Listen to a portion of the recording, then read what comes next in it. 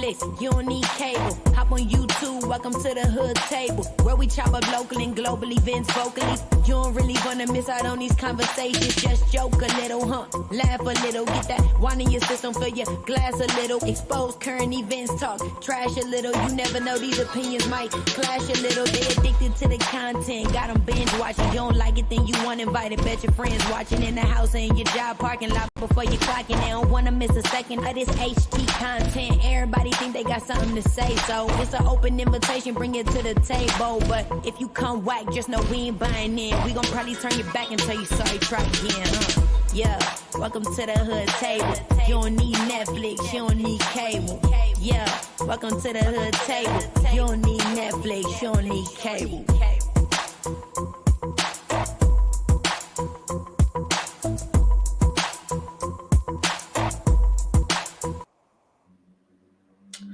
What's up? What's up? What's happening, good folks? What's up, hoodies? What's up, bro?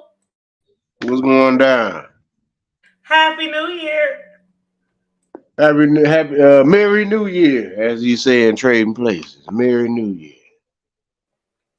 Is this the first time you've been on here with us since the New Year?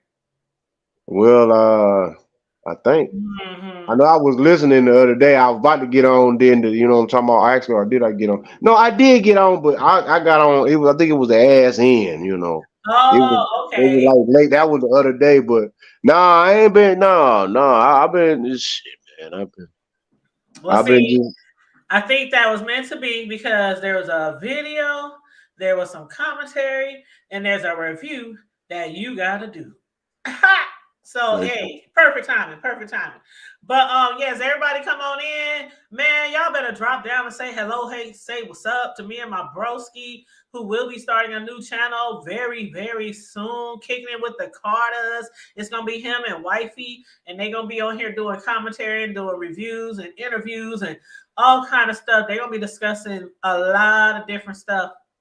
News, trending news, celebrities, all kind of stuff, entertainment, knowledge, and valuable information as well. So yes, I'm gonna have bro at the end of the show.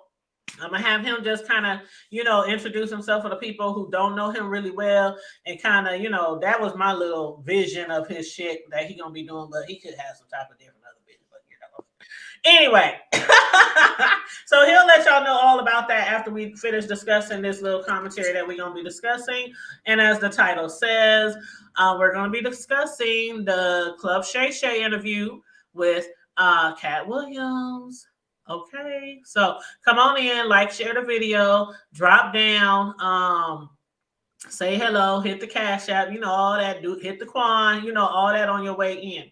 And what's up, Tamika McMillan? How you doing, boo? Say, hey, Hood Tabbers, blessed New Year's to you and your family. Thank you, and Happy New Year's to you and your loved ones as well. Yes, it's a brand new year. It's a brand new year. How you like that, bro? Brand new world just came into my head, and I was like, I'll run with that. Why would you just go start saying so it's a brand new world? What in the world? You had a flashback. It's a brand new world. That's funny. I don't know, bro. But where should we begin? You know what? First of all, let me say this, bro, and I'm gonna let you start off. But why did I forget that he used to be called Cat in the Hat? I don't remember that. Do you remember that? Yeah, but it wasn't something that is memorable as what his name is now. Yeah, because I was like, when he said Disney hit him up with a cease and desist, I was like, where was I at? When all this was going on. Yeah, they just, it's something because it had similarities. And they knew that man didn't have the money to fight that at the time to be like, man, the similarity might have. Every damn thing is spelled different, spelled with told is it, but you know, whenever we figure something out, there's always a problem. They got to come up with some type of way to try to. You know it, and even still, he was like, "Y'all ain't gotta tell me shit, Walt. Hey, I ain't trying to fight y'all asses." Yeah, I'll let y'all disintegrate your own damn selves. Which Florida's about to fuck around and lose them, and if they lose that, well, they already know. Shoot, Texas where is that? Because we got plenty of land, and believe you Yeah, me, those that are leaving California and Florida, guess where they going? If it ain't Georgia or Tennessee, they coming straight to the TX. exactly. And Tamika's told you Happy New Year to you and your family. Likewise, family. Yes, Happy New Year's, Happy New Year's. Now, where do you want to start off, bro? Because there was a lot of information that we took in on this interview, and like I was saying earlier, some of the stuff was really meaty and juicy, and then the other stuff, you know how they say, take the meat, throw away the bones. But what was one of your maybe biggest like wows of the interview, or something that you thought was really, really like unbelievable or shocking? I ain't gonna even say I'm gonna say all of what I heard up until like I'm gonna say this. It ain't shocking so much, but it is very believable. And then when you have not one, my grandma always taught me when you got grandma said my grandma always told me when your echo come back, that means somebody was listening. Mm-hmm. So that means that the same thing that Mark Coop and all them been saying for years about. I can't really speak on said because I mean, of course, he's from the loop, and that's fam, that's my most of my bloodline started at was down there. So I mean, other than that, it's like as far as like that, the little commentary where they go back and forth, I can respect that. But as far as like, honestly, I don't believe Katt told one lie. It's more says that, aha, I told you so, but y'all blackball me. Y'all basically just, I'm looking at all of it. Then he telling you, well, I couldn't believe that. Harvey Weinstein probably wanted to suck everybody's little dang light. And then he talking about Puffy pay. Yeah, Puffy will pay for Oh, that. that was crazy when he was talking about Harvey. I was like, what? But it's the truth, though. I mean, when you really think about it, I mean, it's like, bruh, this man was worth billions. That's the type of game that they play at the end of the day. And for him to just say what he say nonchalantly, like, oh yeah, woo woo woo woo woo bam, oh yeah, Puff, or oh really? Oh well, and then with the part with Martin, I'm like, damn. He said the man pulled out Big Mama's house, Big Mama Part 2, play script. He said I had to read this bullshit in front of all these doggone me for white folks. And they know that. That's what I'm saying. That's a test. Like, come on, bro. Like, why would you do that? But I also respect that, in fact, like he said, man, an agent is an agent. I mean, I don't care who it was directly to, whether it was Kevin Hart or because they can say a hit dog or holler. And guess what? Out of everybody that I've heard respond, said kind of came back like, you know what, like, nigga, you got me fucked up. I'm, 40 movies deep, woo woo woo woo woo. Come on, man, we grown ass men. Anybody got no time to be, said kind of took it like on some, bro, I'm knocking on 60-year-old type shit. So yeah, he took it as if, my resume. He's like, right. but my resume. And I But get what Fred is saying, even if I did steal one joke from you, like look that at didn't make my my resume. career. Like, yeah, that didn't make my. And then now with Steve Harvey, now with the Harvey, I like Harvey but it's just how he was roasting him and he's like, man, hey, they gonna get some country dumbass nigga on here. He said last I recall, and didn't he say that about all his wives? And yeah, he was roasting Yeah, him. that was funny. But Harvey, but honestly, Harv is wrong for that when he took Coop's whole blueprint and blew up off of that. And not once have he gave that man an interview, a spotlight, shout out nothing. Because hanging with Coop was the same thing. Was what was that? Was the Steve Harvey show? Yep. Yeah, the Steve Harvey show with him and Wendy Walker as the principal, lady principal, and what's his soul? What's that boy name? Bullet Head and what's that? Bullet Head and then the black dude who got Romeo and Bullet Head. Yeah, so it's like with him not giving Coop his just due. Even if it's just that right there is wrong. I don't care. I don't care how funny. I don't care what you being one of the original Kangs. I don't care. Wrong is wrong. Right is right. That's just honest to God's truth. Now I can also believe, and I love my boy Jay Fox, but as he say, some people just got it naturally. Even like Willie D was saying earlier, just some people just got some actors just got it. But you've never seen Denzel in a dress, or have you? I don't think so. And that's even, and I'm gonna tell you that's even playing. I'm talking about that's even like doing like what you call it? Like say if somebody like want to be, even if he was playing a hitman or any of that type of, you ain't never seen him in no dress. I know that's irritating y'all because I'm slurping on this dog. There is a few male actors, maybe 5 or 6. You ain't never seen Uncle Elroy. Go back to Robert Gibbons. Excuse me, what's his name? Snork, whatever that dude was, Mork and Mindy. What's his name? Robert? Yeah, you talking about Robin Williams? Robert Williams, he even wore a dress and not new. Doubtfire, but that was like I don't. But that's big. But sis, you got to understand. Even at the end of the day, there was a whole lot of our old black actors. I think Flip Wilson. Right. I mean, Richard. I mean, most of those guys did, but the ones that you didn't see in looking like that was that didn't play no dress was the late great Robert Harris. Baby kids, you already know what time it is. I don't want to see him in no dress. That's what I'm saying. You ain't never seen him. Rest his soul. You ain't never seen Denzel, and if you have seen Denzel, it must have been something. I don't know. I can't recall. Since you never seen Denzel in a dress, but I don't remember that. You get my message, sis? I don't remember ever seeing him in a dress. No. You get my message?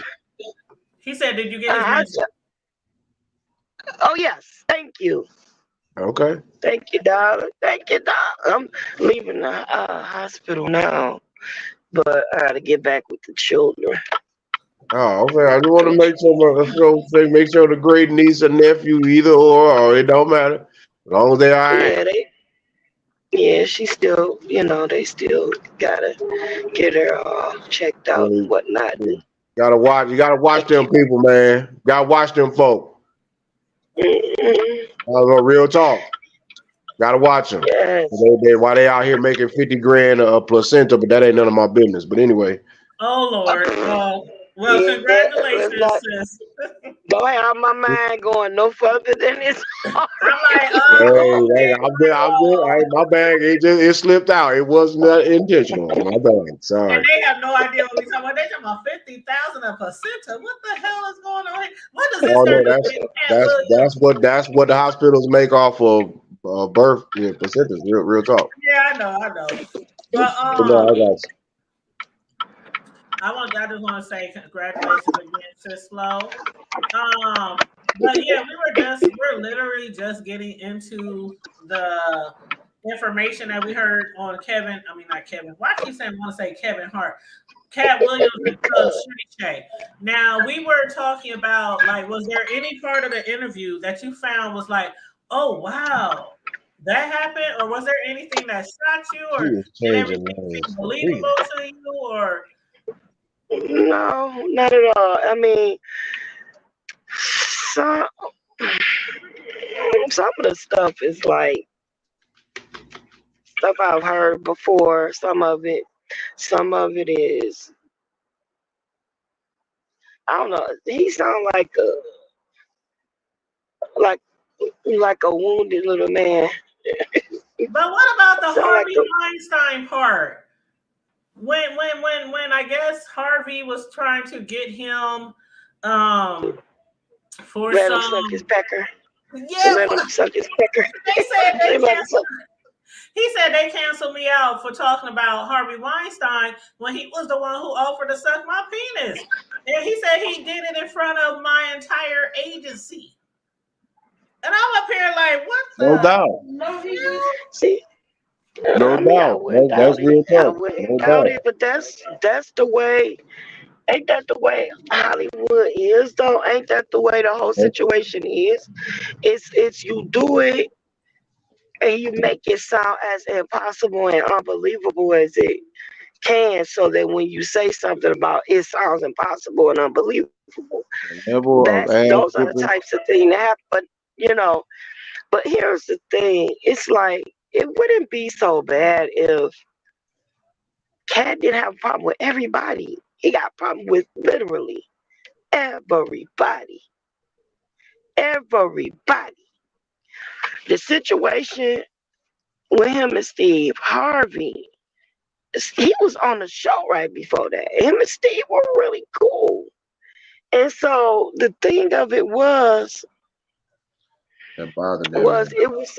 it was supposed to be set up like a boxing thing or this, that, and the other. But it was never supposed to be him roasting Steve Harvey and Steve Harvey roasting him.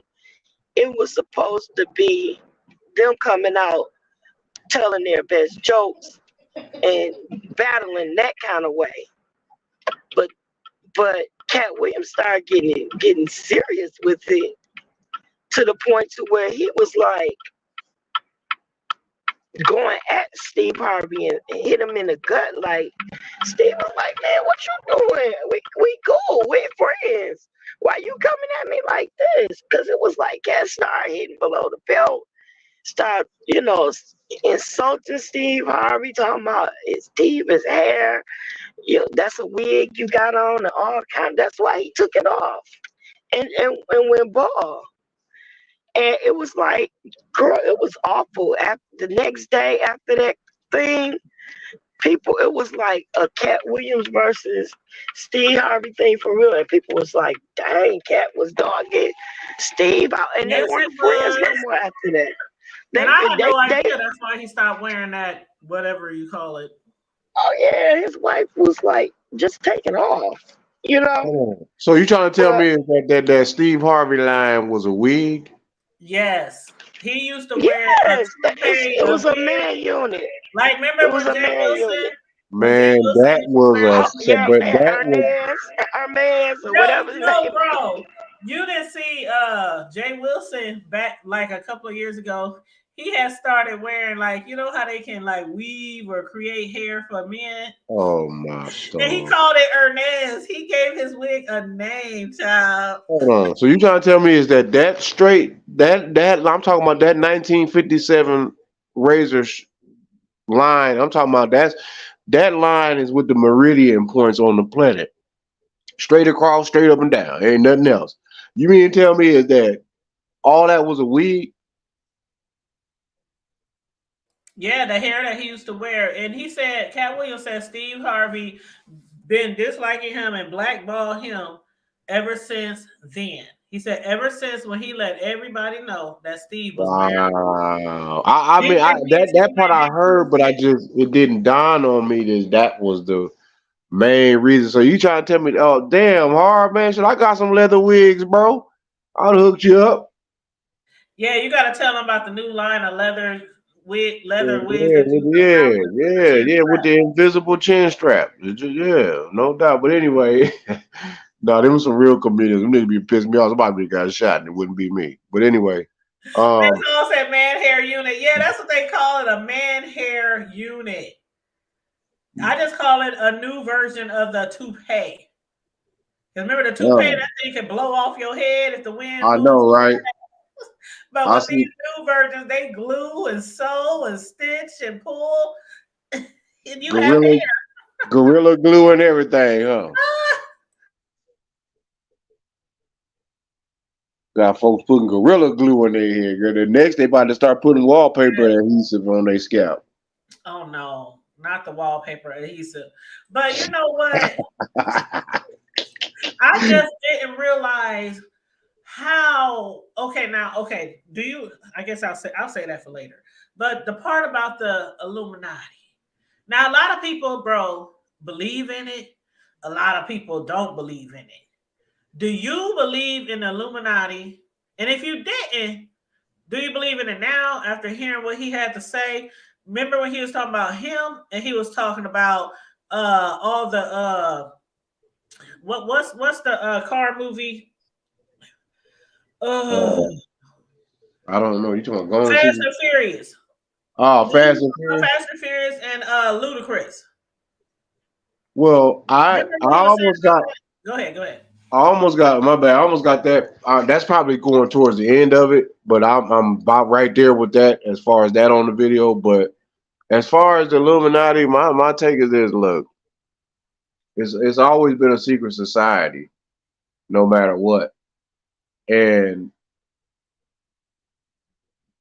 if y'all pay attention, and I'm gonna answer this with ease. So I don't do all that believing in and all that. No, I don't give nothing that don't need to give my energy or power to it to keep it alive for one. Because at the end of the day, it's anything that you got to keep secret. Apparently, there's some type of insidious ideal behind it. So Illuminati has always been a sector of people or very wealthy individuals or families that believe that they have been chosen to be the enlightened ones. And with this stuff, it's been going on for centuries, like centuries. So it's not nothing new under the sun with that. So for people to really be like mesmerized and be like, oh my gosh, this is it. Yeah, there is. And I'm gonna say this in this answer, I don't know exactly the scripture in the Bible, but it'll tell you about your Bible is that we're ruled by. This is not a what is that? A flesh and blood. Zizlo know it real good, but this is of principalities, high and people in high and wicked and high places. That's what the Bible is speaking of when it's talking about that in particular. It's speaking on what if folks talk about Illuminati and all that. Look, I'm not knocking whoever, however you believe in it, but just know that that's what it is. Is basically it's basically morally corrupted, extremely wealthy individuals that only thing that they care about is how fast their money can accumulate and how many people that they can get rid of on the planet so they can consume all the planet's resources. That's what that's about. That's about so many people that's connected to that society. And if you look at it, even then, and even when they tell you, like even sometime in the movie, they'll tell you, you know how you see somebody like feel like they just run everything in the world, and then there's always somebody that's within they shit just come up and just take all over and just shut it all down. Well, you gotta think that those people have somebody. There's always going to be someone that is higher ranked than you. So it's like I'm ultra rich. You're super rich, and you're rich. That's the new class. It's not the poor, middle class, and rich no more. No. You got poor millionaires, you got rich millionaires, and you got wealthy millionaires. The wealthy millionaires basically tell the rich millionaires what to do with the money so the poor millionaires, you see what I'm saying, can stay in their place. So it's more like a hierarchy. That's the way that's just me, my definition. I'm not saying that that's what's the truth and 100% truth, all that, but that's just over my years of literally going through books and volumes and actually even connecting with people that are Masons and high ranks and Scottish rites and all that old stuff. I mean, they still to this day will tell me, those that are alive or around and well, if I ever cross their paths again, they'll still tell me to this day, like they told me on the day one I met you. They know who God is, and they know who the supreme being is. They know, but they know who are the descendants of that man that they call the supreme being, the grand architect of the universe. They know who we are. But the point is that they're also, some of them will tell you, like, you could say a certain thing around them. Like, if they know that you understand the story of Haram Abif, they're going to stay away from you, because they know that you're not part of that secret set. Because the story of Haram Abif is basically, the story of where, hit the man over the head and buried him in a shallow grave. All that. They're secretly talking about us. They know who it is. Them folks behind closed doors, this Illuminati shit, all that. They worship a black Madonna behind closed doors at the end of the day. They do all that. So they want us to believe that they are just the almighty and the ultimate power. Their ultimate goal is to go against the creator of all the worlds. That's their ultimate goal. Their ultimate goal is not us. They want to get rid of us. And when I say us, not just our people, but just most inhabitants on the planet. Their ultimate end goal is to conquer the creator, which we know that'll never happen. And they're basically, they're trying to poison and do everything that they can to the planet. These are people in wicked and high places. I'm talking about governments from state level, city level, council level, district level, all the way up to international level. This is a game for checkers. This is a game of chess, man, not checkers. And folks got to understand is that when you got people like that brother, like Katt, where he's exposing a lot of shit indirectly and subconsciously, he's exposing and he's telling you. That's just like with the list that's supposed to be that came out. This so-called, everybody was all anxious about this list that Giselle Maxwell and Jeffrey Epstein was supposed to be, and they only said a few names. And come on, man, y'all use the same people. They said they was only releasing a few names, and they'll release more later. And y'all, everybody know William Bill got his nuts munched on in the Oval Office. Come on, man. Yeah, Oval was the only dress that he was squirting on. Exactly. All those names we named was on there. That's what I'm saying. I mean, you just talking about.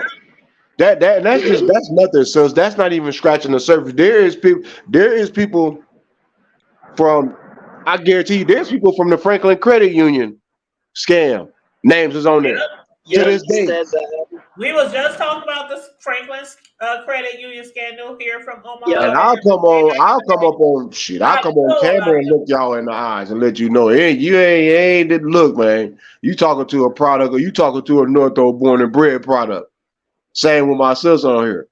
You know what I mean? That's real. That shit. Hey, ain't no shame in our game. We ain't no pumps in our trunk. I tell the truth, shame. My mother always say, she said, she said, everybody say, or the word to say, tell the truth, shame the devil.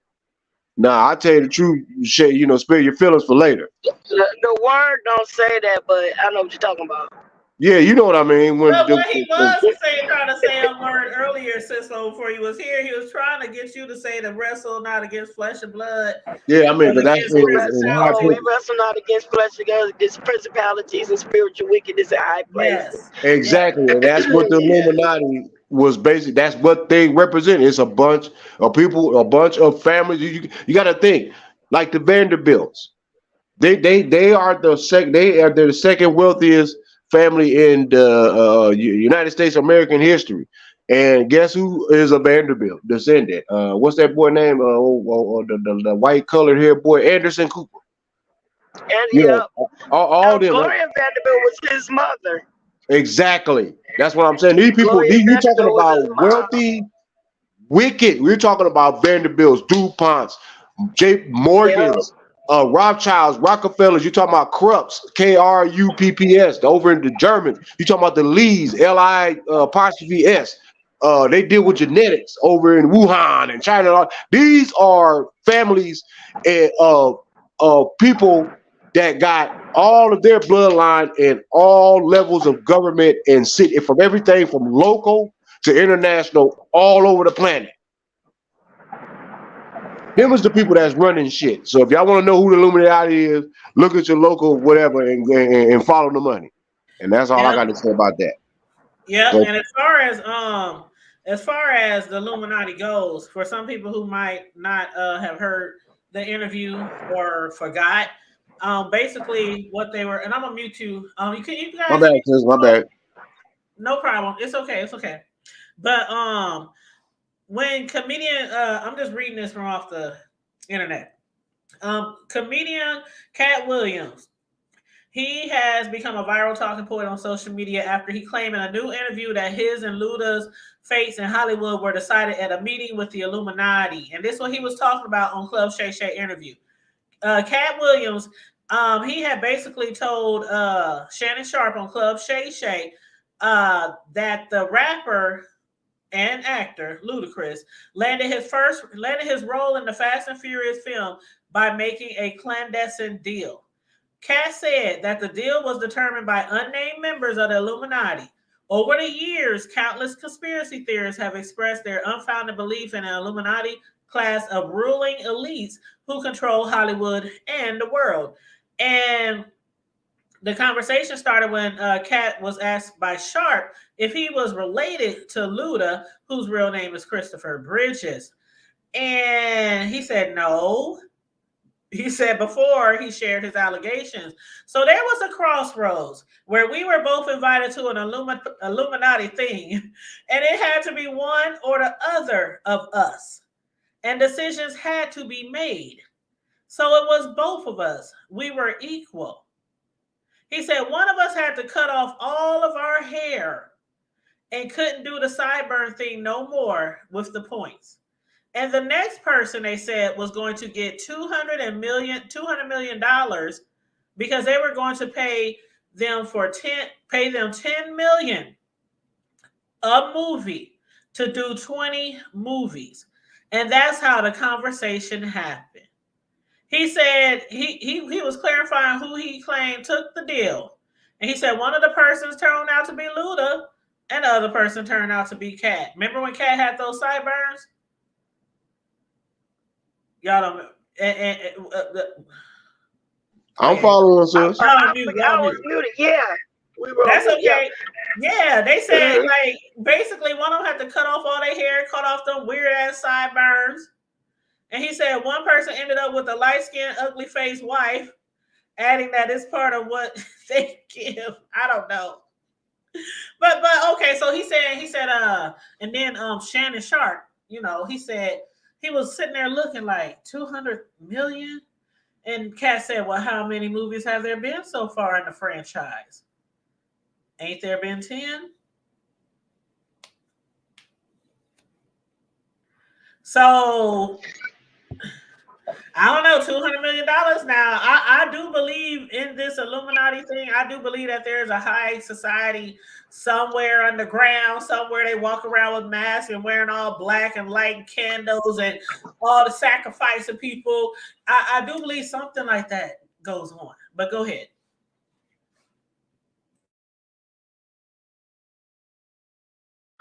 It's all odd and it's weird, and it ain't no different than when back in the day when we were little and they used to say you sell your soul to the devil for success. It's all the same. It's the same idea. It's the same concept, and I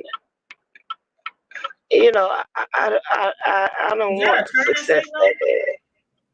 Yeah, I'm driving. I'm about to say, you've been turning since you got on here. Because I'm driving. I was on the freeway, so you gotta switch lanes and not be, abide by the laws of the land.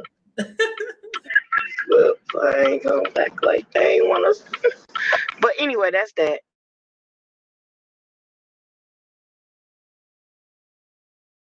She said, but anyway, that's that. That on. I ain't want to keep. Yeah, I ain't want you to keep me. Yeah. That's on that. That's on that.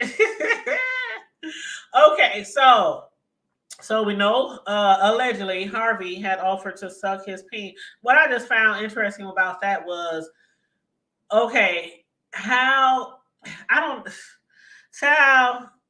I guess everybody must sign a clause, an NDA, because how could this man of this high stature say in front of an entire agency, I will suck your penis, or can I suck your penis, or something like that? And this shit don't get out for years. It's just crazy how they can keep so many dark secrets in the entertainment industry. And some of the shit is really bad and really illegal, and people are really hurt and gotta live with shit for the rest of their life. Behind some of the things that a lot of these producers and these high class people in the entertainment industry do to people.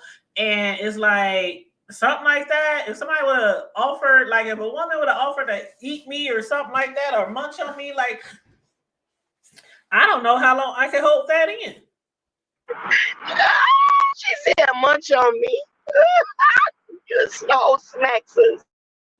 I'd be like, child, she offered to munch. I mean, I done been approached by gay, lesbian, butch women, before. I used to get hit on by, I don't know why. I guess I just gave off this thing. Girls must have thought I was gay, or maybe they thought they could turn me out. Child. But yeah, this one lady, she was like, come here, come sit on my lap. Do you know the things I would want? Now, this was years ago, child, years ago. She's like, the things I could do to you with my tongue. I was like, oh my nasty. Hold on, y'all. Hold on. You know what? You should have told her this. You should have told her, well, I tell you what, since you talking about what you don't know, what I can do, what I don't know what you can do with that tongue. How about this? Once you put that tongue to work, go get us some motherfucking money. Put that tongue to work. Get your ass on the track, Jack. How about that? How about that? Yeah, that's what we do. You like what I like what you like, but we're gonna get that bread. Ain't nothing going down, so what's going down? Ooh, I like you. No, ain't nothing pimping going on, nothing like that. No, I'm just telling you the truth. You don't come to me that you know that ain't how I want what it is. Also, you trying to turn somebody out, I'm gonna turn your funky ass out.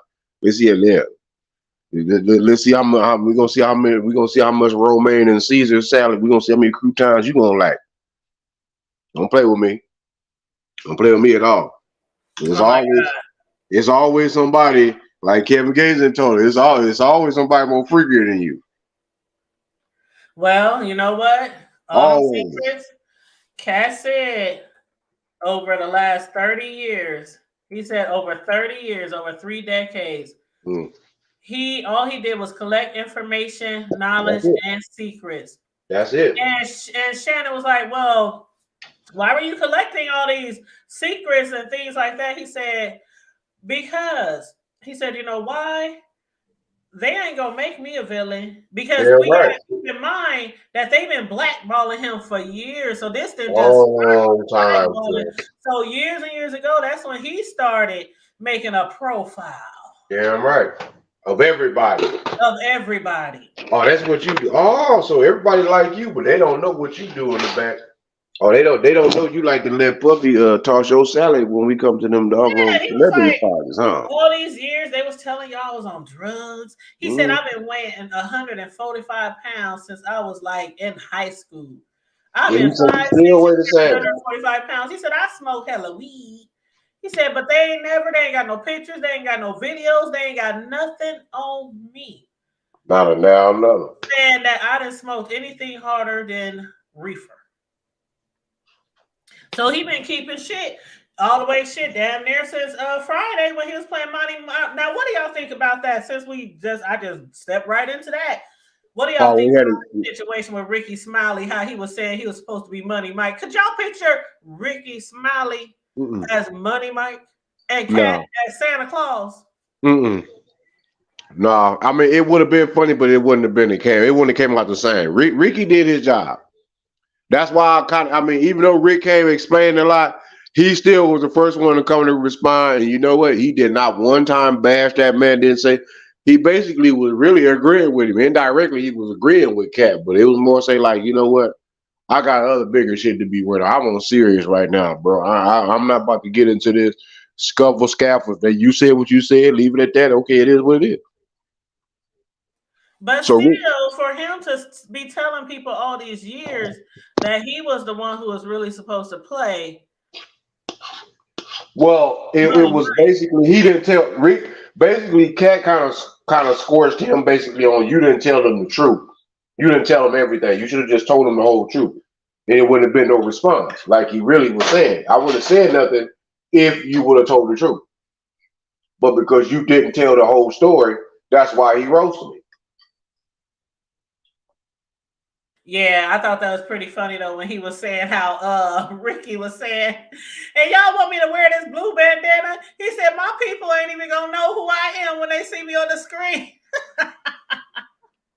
I was like, child, you better tell them ahead of time to look for the thief with the bandana and the Santa sleigh.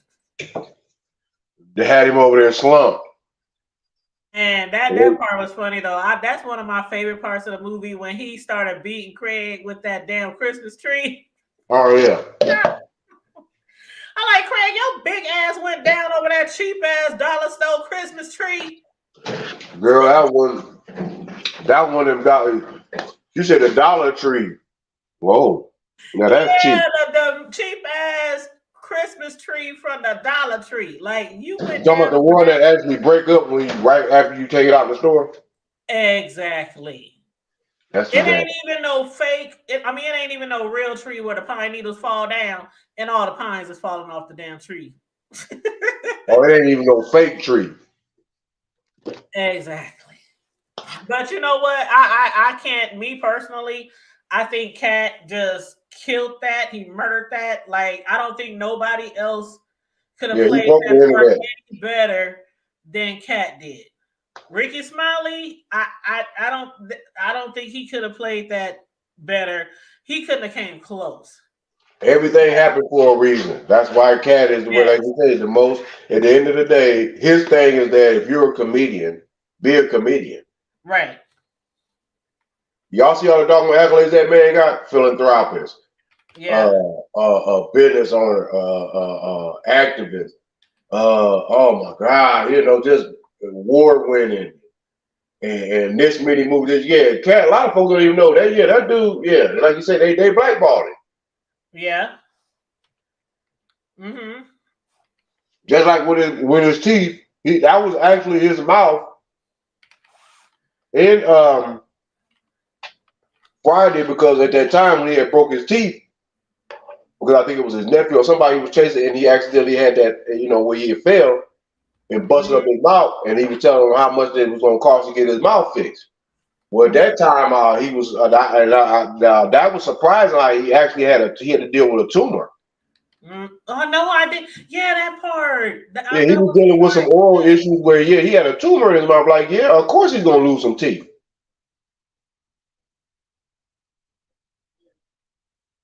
And you talking about 100 bands? A lot of things that I didn't know about him or that didn't happen. About like I love Katt Williams, but I never, how some people just know every single thing about their favorite actor or artist. It was a lot of things I didn't know. Like I didn't know Katt, like how he was saying Steve Harvey was taking on his life. Like he was like, I'm the one who actually lived on the street. I left home at 12 or 13 years old with a suitcase and my little puppy Rottweiler.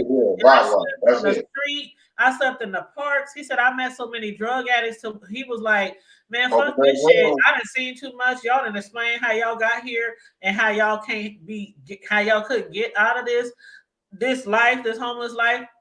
And he said that just lit something under his ass. That lit a fire. But for Steve Harvey to say he used to live on the streets and stuff like that. And when he said, I shout out to my wife, like, he said that in the past. Shout out to my wife. Yeah, you done told all your wife that shit. He said, hold on, which wife you talking about? Because you said that about the last wife too. Yeah, you said all your wives you done said that about. Say each wife you marry help you get to where you at today. Like, well, shit. I guess he wouldn't be shit if he never got married, huh? Oh, I don't know. I don't know how far Marge got him because she was trying to embezzle his money, ain't she? Man. Ain't the third wife that's trying to ain't they the one out here trying to embezzle some money from you? I don't know. Sis, no, you know about that? Because I'm not even gonna lie. I can't recall the story, so I'm not even gonna lie. Woman he's with right now, whose ex-husband just got out of the penitentiary. Oh, that's I thought that. Hold on, sis, low. Is she there? Hold on. Steve Harvey.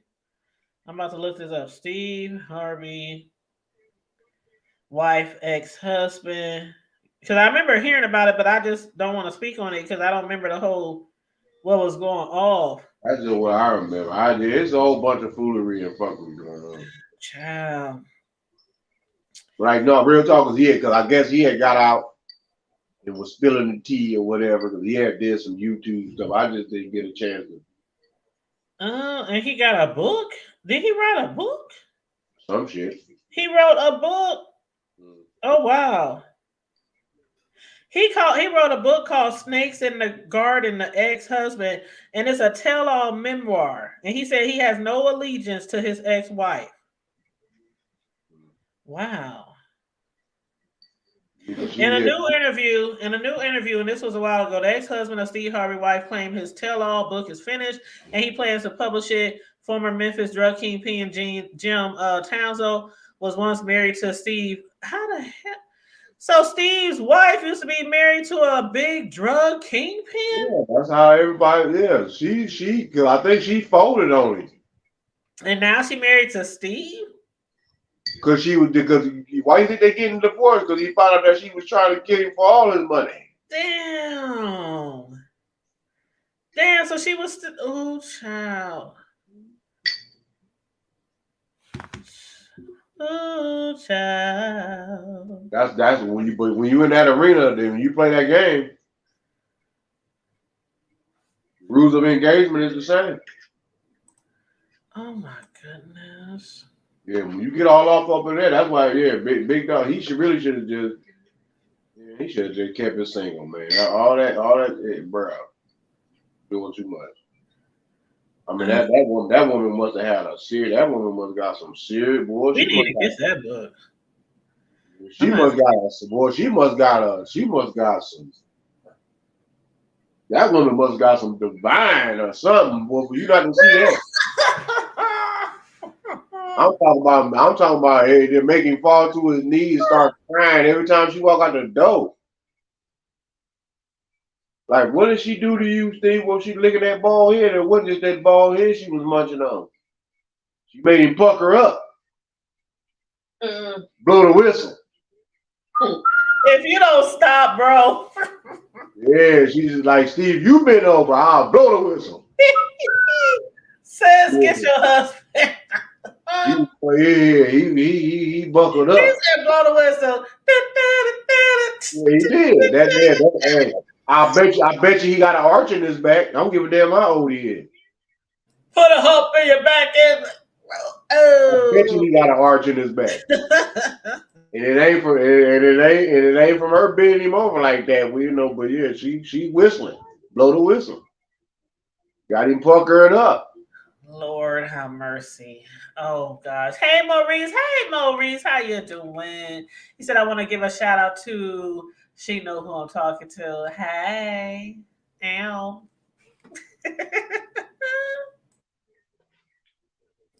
But yeah, I thought that was interesting to Really interesting. They all be ashamed of themselves. They can't be mad at Katt. If you tell them the truth, like I said, a hit dog will holler. But did you know that he was so smart? Like, I didn't know that either. Mm-hmm. I didn't know like he was got a college acceptance when he was like 7. Like, I had no idea that he was that smart. Yeah, when parents punish you, they take away your books to read. What kind of shit is that? Like, he was a child prodigy, and they took his books away from him when he would get in trouble. A kid like that would probably rather get their ass whooped. Basically, he don't give a damn just to get up out of that situation. And that was crazy. I mean, I know a lot of times kids, they leave home and you know, shit be going on at home. I just learned so much about him. You know, besides all the tea that he was spilling, I found a lot of what he was talking about with his parents being Jehovah's Witnesses and how smart he was. And when he was saying when they would go on the trips to like Ghana and different places across the world, he knew 3 fluent languages, and he would be the one making the reservations and placing orders and all this kind of stuff at a very, very young age. Some of the stuff is just very amazing, because if you don't know that about him, you just look at him and think like he just some regular nigga, you know, from the hood. You know, he's an entertainer, he's a comedian, he's funny, he likes to tell jokes, you know, but a child prodigy. That is amazing. And then he talked about how when he was 5, he stood in front of 5 or 10,000 people giving a performance with a full suit and tie on, and how his life had literally come full circle as far as, you know, entertaining the masses. So I thought that was really, really, I don't know. I was just like, wow. And to be so brave, like Shannon was asking him, was you scared to leave at like 12 or 13 by yourself? He said he had $2,500 because he had been saving up a lot of his money. And he had $2,500, and he literally went to a truck stop and said, "Where do you guys recommend going? I don't want to go anywhere cold." And one of the truck drivers said, "I'm headed to Florida." So for you to be that young and trust a truck driver, now we know everybody went missing around them days. It's shit. Truck drivers was picking up all kind of people and leaving their bodies along the side of the road and ditches and shit like that. So for you to have that much faith, and you know, and he didn't really have a vision at that time. At that time, he didn't know that he was going to be this well-known comedian. He just knew he wanted to leave. He you know, he couldn't deal with his father anymore. One of them was going to kill each other. He had to get away because his father was always beating on him, and just to take that risk. And all these years later, it's normal for him to do what he was forced to do as a child, and that is to be in front of thousands and thousands of people entertaining the masses. So I thought that was really, really, you know. Anyway, anything else y'all want to add? Yes, high IQ. Yes, really smart. 3 years old. Wow. Go ahead, sis. Go ahead. Volumes. I can't hardly even hear you. Maybe you got to back out. Did you get a phone call or anything? Yeah, I had turned the car off and turned it back on. So. Oh, yeah. Because sometimes when you get a call, it does that. Yeah. Yeah, maybe that's. Let me see if that'll help. Yeah, go out and come back in because it does that when you get a call. Yeah. Yeah. Shit. But yeah, he left Dayton, Ohio. All he had was his little Rottweiler puppy, a suitcase, and $2,500. Right. And back then, you gotta understand, sis, because if he's 52, and shit, I'll be 50 this year. So that means he was born about 69, 70. So yeah, that I could see that he's probably about 81, 82, probably about 82. I could see that, yeah, hitchhiking down south. Yeah, they weren't gonna bother no little black kid with no damn Rottweiler. But even if it's a puppy, nah. We know he just. They didn't mess with him because shit, back then it was shit. Can we say John Walsh? Shit, there was a lot of kids being taken. Oh well, yeah, that was A lot of black kids was being taken back then. White kids too. We can't say it was all the black ones because white kids was disappearing. They stealing us for our organs. They stealing our kids for their organs though. Yep. Tamika said, "Hey, sister, blessed New Year to you and your family." Oh yeah, she'll be back. She'll be back, so she'll see your comment when she get back. But yeah, anything else you want to add? Oh! Let me talk about this. Or unless you got to add something, I'll let you go first. Then I'll talk about. Oh no, sis, no, you already know how we do shit. It's just a pleasure even coming on because you already know the tea ain't all the way spilled. Because I'm pretty sure, especially for the Friday night, yeah, we're gonna have to that's gonna definitely have to continue this topic because this topic is Yeah, we definitely will have to continue this on Friday and discuss some of the names that's released on that Jeffrey Epstein list.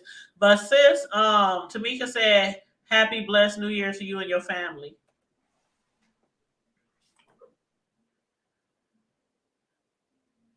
I think sis might be on mute. She dropped off again. You Oh, know she how. dropped it again. Okay, bro. So let me I want to ask you how you feel about this. Okay, now they did discuss Taraji for a second, right? And Taraji, she had done an interview recently, after, starring in The Color Purple, the movie, the remake of the play. She had did an interview recently and she got extremely emotional. And she said the math don't be mathing when it comes to them as entertainers. And she said they are vastly underpaid and has always been. And they get like an X amount of money. And then by the time Uncle Sam gets paid, by the time the agencies get paid, and what you see when you get your portion is a small, very small fraction of the entire payout. And to that, Katt said it's been like that forever. Everything. But this is the period in time where people are standing up and saying this isn't right. He said a lot of victims of this in the entertainment world are now saying that the industry been hurting them for years and they didn't say anything about it before because they were trying to be strong and just keep getting roles and not getting blackballed, just like they did with Monique. And they also didn't want to shame anybody. So that immediately made me think about Monique. And when she was talking about money, because she wasn't getting as much as some of the other people were being offered on Netflix shows. And then for Taraji to say that, and then what Katt said. So what do you think about that? Well, hell, if you look at the latest picture, you gotta remember. I don't know if it was. I don't know if it was on Kelly or I can't remember what show that was on here recently. But they had. I think it was Harpo. They had all of them because I don't know if you remember when they had. I think it was Harpo, Fantasia, Taraji. It was all of them. I guess the cast, and they were all the sisters were sitting on the interview show or whatever. And when Taraji got to even talking about it, then you can just the body language and certain things that Fantasia will say to her, like, "Sis, don't do that right now." It's just like she like, "Girl, you about to open up a can of worms." But it was like shit to you. I know Taraji ain't having that. At the end of the day, yeah, the people think she didn't play Cookie just to be playing it as an actor. That sister got she got some of that Cookie lines in her in real life Oh for yeah, real. Taraji is gangster. I really believe that. So at the end of the day, it's like don't get it twisted, but the fact that she's heartbroken because it's like, lady, like you one of my like idolize like my family, like we all the women are in my family. We like my mother, my grandmother idolized you, and for me to get a chance to become part of something that's supposed to be history and the amount that I'm getting paid, and then when I speak on it, you turn a cold shoulder because I was looking at a photo shoot that one commentator had posted, and it did seem obvious. Harpo was right there, and then everybody started coming around. But when she was standing by Taraji, she was just kind of like distant, like, she didn't have her arm around her, that she was just kind of, just standing there with both of her hands tied. Like, and Taraji was, the more Taraji kind of got closer to her, the more, Harpo kind of distanced herself away. But then when everybody else started coming around, she started hugging on everybody else, and they all got around her, and she all got to smiling and all that. And then Taraji just kind of looked over and like, you got me fucked up. Like, I can do the same damn thing that you're doing, with the nonchalant attitude. So what from my interpretation of what I seen, yeah, it was more of like a cold shoulder. Like, y'all, I don't know if y'all remember how when Mama Aretha, rest her soul, had gave I think it was Patty LaBelle. I think it was Patty when they was passing through. I don't know because it became a viral meme and she was passing through the. I guess they was at a award show, And yeah, y'all know Mama Aretha didn't give. She gave 0 fucks too. She looked at Patty up and down like, "Shit, girl, you go about your business," and walked off. I was like, "Whoa, now that's some diva shit, right Right. there." Like shit. Like You this, ain't Mama hired Patty. shit. This is Mama Patty, but hold on, this is Queen Aretha. And she looked at Patty up and down like, and rolled her eyes and walked away like, "Girl, please go on chewing them patty pies. I ain't got time for all that." I was like, wow. I mean, that's the type of vibe that Oprah gave Taraji. But then when everybody else came around, she got the lovey-dovey on Fantasia and all the other actresses. And Taraji was just looking like, what the, like, damn, I can't help. I was just standing right by you. And you did, like, you literally was stepping away while they Yeah. were taking pictures. And then when everybody started coming to the picture, you wanted them to fold around you and want to keep me on the outside. And that's when you seen the tension like, yeah, let me hurry up and get up out of this shit before I be to really did something I'm gonna regret. Yeah, people do that, sis.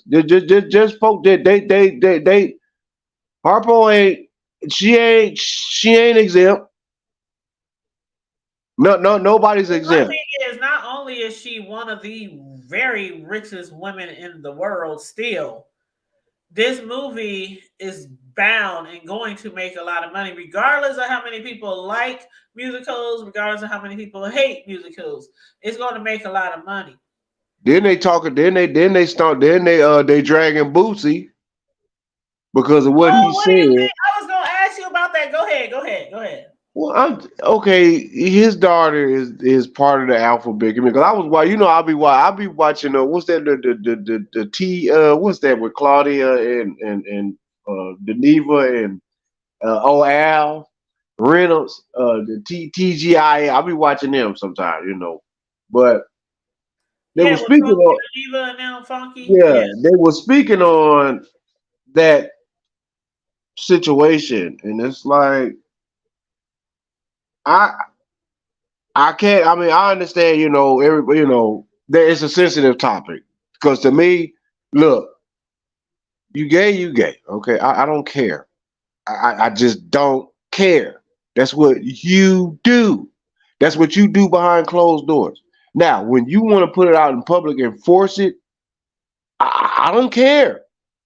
But don't try to force it on the next. Okay, but if somebody says something so eloquent as that, that's what he felt. Y'all know that man's not gonna bite his tongue. He said what he said.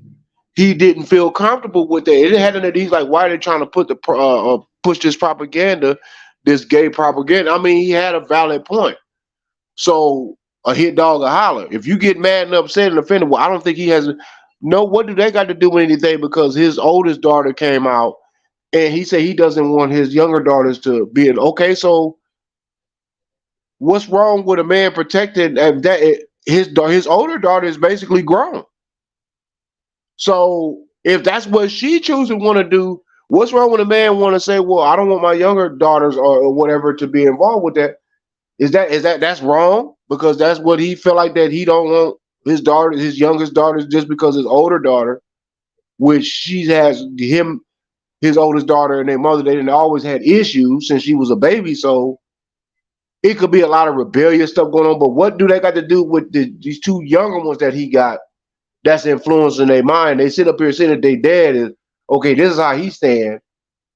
This is how our older sister is. But we know daddy stand up on this, and so we gonna stand with our daddy. We're not worried about, we're not trying to offend nobody. That's not what I want to do. But for people of that sector to get offended or upset because he said, come on, man. Like certain things you just gotta let it go. Okay, everybody's not gonna agree with the fact that that's your lifestyle. That's what you okay. Everything can't always have, that's that's just like with this and because I know I sound like I'm about to go all over the world. That's like with this transgender bill that they just came up with in fucking sports. Like, like, come on, y'all. Like, I don't want to see no woman, no male that used to be a woman playing in a football game. I'm sorry, because she gonna get her bell rung. All I can see is her getting just. She gonna get her bell rung. You know what we used to call me and my homegirl Sam? When somebody get really messed up, like I done this to a few hoes in my time. Yes. Somebody get really messed up, we be like, man, you know how on Friday they say you got knocked the fuck. We be like, man, you got faded. That's how we exactly. You got faded. You got faded because it looks. So you got to think. You're not. This is a sport. Look, I'm not saying that nobody could do it, but there's just certain things that you just don't. What I. Oh my god. That just. The opposite, bro. We'll get into a hole, and I don't really want to get. But you know what I mean. But you know what I mean. But yeah, I absolutely agree. And what I was going to say is, it's just like a man running track with females, or any sport. Like any female dominated sport right now, but you're still strong enough to be a man. Because that's what they had, and that was the problem with me. Because I can't. To me, I take that personal because I can't fathom a man that wants to transgender over to being a woman, and in a boxing ring with a woman, grown, still a man fight. No. Or UFC fighter, you are a male, but you're transgender now. You want to fight people? No. Put a bullet where they can't find it. That's what the fuck I'll do to you. Because that right there is out of line. That means you got an issue. You want to beat a woman. Beat a man like that. I there's certain things I just can't. So just like with the commentators, it's okay. What a man can do, a woman can. Yeah, no doubt. Y'all birth nations and kings and queens and rulers and all, no doubt. But there are certain damn things that you just don't need to find yourself indulged in doing. Period. Would you sit any child, whether it's your child or not, would you sit any child in a room full of pedophiles? Absolutely not. Exactly. So why would you turn around here and try to involve yourself in something that's brutal? Don't indulge yourself into something that's was created out of brutality and expect not to get brutalized. Oh, he's a trans. Oh, don't hit him. I'm gonna break his fucking damn face. Bow. He's abusing children. You see that? You can't. You're bringing that. That's what you call bringing instigating. Have you ever seen any male commentators or announcers or sportscasts or analysts in a woman's locker room, a WNBA locker room? Nope, and they shouldn't be. Hey, Red Vines and Popcorn. Hi. But why is it that I get to see the women's in a male football locker room with niggas and they danglings hanging out all the time? That's what I'm saying. That to me that's double edged. That's like, okay, what? So are you trying to tell me is that if he's a gay commentator that he can go around women because he like what women like?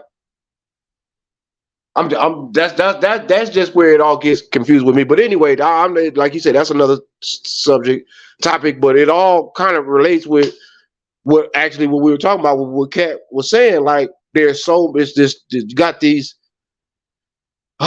cliques and crews and who hangs with who and who then did what, and I feel like that if I'm going to a star something or where there's a bunch of other entertainers or stars or megastars, why should I have to sign a disclosure act? What the fuck is y'all gonna be doing up in there where I shouldn't be saying anything? Thank you. I should be going up in there saying, man, y'all know who I kicked it with? What you mean, man? We had a Friday night special and a Saturday morning. We had a all night Friday special and an all day Saturday bash. Man, we was able to go. Man, we got just kicked it. You wouldn't know, man. Chris Tucker, that boy cool as hell. That boy he hit a little bit, even though he in church. That boy Jamie Foxx is a fool, man. He's a clown. He run around entertaining, play the piano. He sipping a little bit. He might hit the little herb. He joke, go over talk, crack. You know, you don't. if that's me and I'm like, oh man, I'm okay, shit, okay, yeah, y'all, Taraji P, y'all sisters cool as fuck. Y'all, Erica B I was there. love What you Taraji. mean? What you mean Erica B was there? Erica B was there. Yeah, and you know what? She was dressed down. Like she was literally, she was in her queen goddess type. Oh, damn. I thought you was about to say she was in her bikini with the butt cut out and the other. No. Man, Marty Marr was there, man. He was cool, man. We all took shots, man. Everybody, even Too Short, all you know, everybody, when Too Short walked in, everybody said, bitch. It was fun. You know, we just had, man, and Denzel even rolled up and, you know, it was like, hey, I just want to make sure y'all, ain't got to put y'all niggas in, 23-hour lockdown, nigga, Pelican Bay. You know, he just come through cracking jokes. He just came through to say King Kong ain't got shit on me. That's all. Yeah, the King Kong got, he come through cracking jokes and then he dipped out. And, Ye might have came through and looked at everybody and was like, it don't matter. Don't nobody got none of my boots, so I'm going to leave. All kind of just goofy shit. That's what I would want to tell people and talk about. Not no, man, them niggas was up in there playing Killer Man and they all had baby oil and they was naked running around with towels and belts wrapped around them. These niggas nut ass naked and got a bunch of women around. They over there playing games and shit in a room full of, man, you wouldn't believe who was in that room. Man, stop playing. Nah, for real, bro. Man, Puffy and them was up in there, man. Who else was up in there, man? I'm just saying, I'm just using sporadic people. Ja Rule and them was up in there, man. Them niggas was up in there, but yeah, they're slapping each other with oil and all. Hold on, so you trying to tell me that, man, I'm trying to tell you, man, some of your favorite rappers, man, entertainers, yeah, bro, movie, it was like, there's this big old room in the house, man. The room probably could only hold like maybe 10 people. It was like 30 of us. And it was probably about 25 dudes.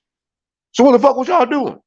Man, we was just chopping up. So everybody up in there naked. It was about 15, 20 of your favorites. It was about 5 of them was naked. 15 of them they was just wrapped up in a robe and a towel. And, man, I was just doing me, man. I just went, no, you're not going to hear nobody say nothing like that. They going, man, nigga, you better sign this doggone NDA. Because you about to see a bunch of willies walking around. You might see Aaron Hall over here digging this girl down. You might see your favorite actress over here literally getting her back blown out. I mean, I'm just all kind of shit. You might see your favorite, you wouldn't believe your mama and them like them as an actor or actresses or whatever. They over there, getting their salad tossed, whatever. Just what you mean, man? Man, for real, bro. It was live, man. Boy, they could have had Wolf Walls can talk, nigga. Shit. No, that people want to hear that, but don't nobody really want to deal with that because most of them got families. They don't want their wives to know that they was getting they didn't want their wives to know they was playing with butt balls. They don't want their doggone husbands to know that 2 foot long 2 foot dick long your favorite actor was over there and then piped me down and got my uterus bleeding. They don't want to deal with that. So that's the problem. So I understand what Katt, I really do understand what Katt was really exposing. No, you have to tell the truth. If that's what you about, that's what you do, do it. Look, all them doggone me peoples down there in Florida. Y'all hear about all the doggone me people down there in Florida, sis? That they was resigning because they was gonna make them expose their tax returns or some shit. Or something, and these were a bunch of I'm talking about senators, congressmen, all kind of shit all up and down Florida. Resigning. They resigning as CEO from these companies because they don't want to be exposed for the type of shit that they've been doing around here. Money laundering, cheating on taxes, supporting, causes that most people don't support. They out here supporting, America supports Israel, but they out here supporting KKK secret meetings and shit. Yeah, man. Whoever said, I don't know who said that, but whoever said, it was Katt Williams. He said 2024 is the year of the truth. Everything is getting exposed. Yeah, that's what they were saying before 2024 hit. Everything is getting exposed, sis. Yeah, everything is getting exposed. Everything. So that means and look, y'all, if you got a secret in your brain, you better hope that ain't nobody around you with some X-ray vision technology that can tap into them brain signals. Because everything is gonna be exposed. If you don't brush your teeth, we gonna definitely be exposed. I wonder what they're gonna say about. I wonder what Kels is gonna expose. Y'all think he gonna try? You think he gonna try to leverage his time? Yeah, I think Kels should have started exposing a long time ago. Because from my And I believe he understanding, knows a lot. so my understanding is that that's not the real reason why he's in prison. So what's your understanding? So you trying to say all those people that he was charged for ain't why he there? That's not really the only reason for mine. That's just from the tea that I came What's across. Is spilling that tea then? What's tea, bro? well, no, I'm just saying is that well, a lot you gotta understand. This goes deep with these record, these entertainment, these movie and these label execs and these music execs. There's only a handful of people that runs this world, and think about what they did to Cosby. Cosby didn't go to jail because of they talking about some woman that he gave some uppers and downers to back in the 60s and 70s. It wasn't so much about that. It was about the fact that the folks that don't understand is that, like even with Kels, they want Kels catalog. You know how much Kels catalog is worth, sis? But I thought he sold most of it anyway. Oh, they did. He had to sell it at pennies on the dollar because of look where they had him in a pinch. Look what they did. Look what they did. Look, you know who started that? And that why you think they got rid of Prince? They poisoned Prince. Prince didn't use drugs, no kind of drugs. And they talking about, oh, they found this. No. They said the same thing about MJ. Sis, the same damn thing. That doctor man did his time there. He's out free. He poisoned Mike. He knew that he gave Mike too much, more than a little bit too much. See, that's what I'm saying. They wanted because Mike wouldn't sell the catalog back to Sony of the Beatles. You know how much that would have made Michael Jackson the most richest entertainment ever.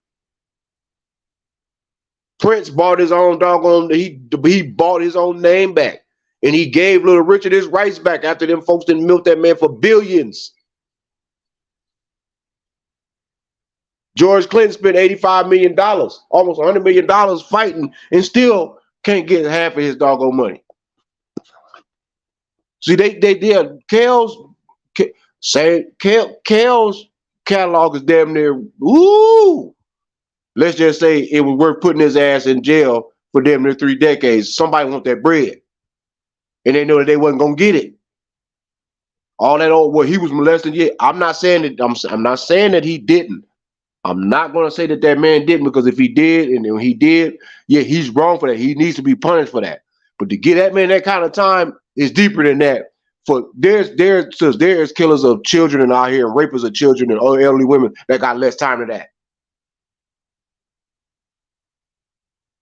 So it goes deeper than that. Bill Cosby. It wasn't so much, oh, well, he gave me a day rate drop back in 62. I didn't know it was a pill we were drinking. No.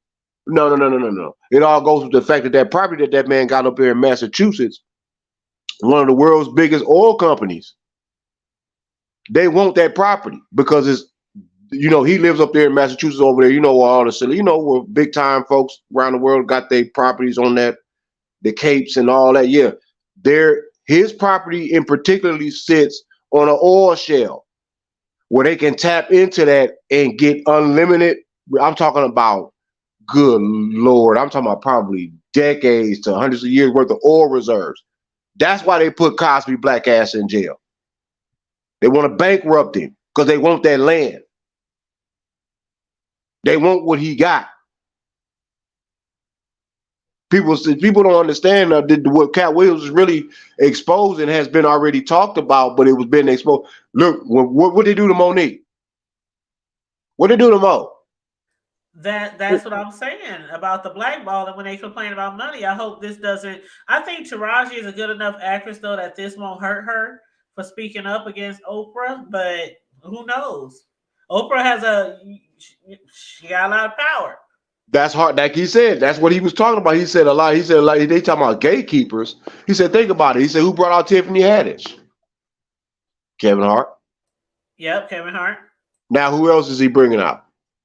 You got to think. He said even with the Big Mama house. He said when he had audition, that's why old boy got the part. And I think that's old boy that played Samuel L's son in Shaft too. I think the dude that played in Big Mama's part 2. Big Mama's house. I think he also played Samuel L's son in the latest Shaft. I forgot that boy's name, but I do believe. Huh? Say I don't remember. I believe that's the same dude, but that's what Katt was talking about. He was like, that's why he got that part. Because I wasn't about to turn around here and play. He said, y'all know better. I'm not playing no dress. Let it be. And not only was he not playing no dress, he said, "Oh, Rickey Smiley was okay with that R scene, in the bathroom, the R scene." And Oh yeah, you talking about? Yeah, you talking about? ready. He was so willing to get that part that he was willing to do that. But Katt said, "Listen, I'm gonna tell y'all right now, this is a comedy. Everybody in here is comedians, and that part of our environment is not anything funny about it. No, and hell no. I think I can make the movie funnier without that scene." And he did. And he said, "Y'all just gotta depend on me," and they depended on him to take the R scene out. And I did it was very funny. Yeah, it was because they always want to see at the end of the day what he's basically saying is that they always want to see they always want to see our folks, our scared folks emasculated, meaning that there's nothing wrong with a man being compassionate and showing and having empathy, but that try to demasculate, come on, man, that it doesn't work like that anymore. I don't care if you are even the late great what's his name, man? He was one of the first, James Baldwin.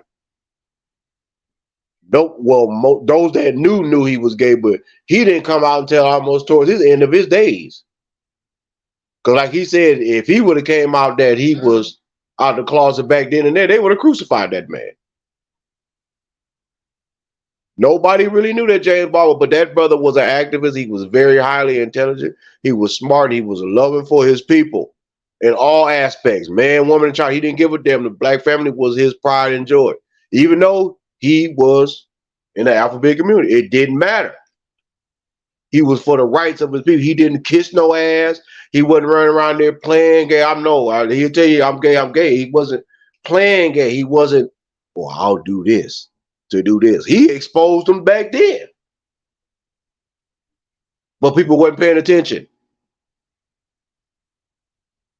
A lot of our people that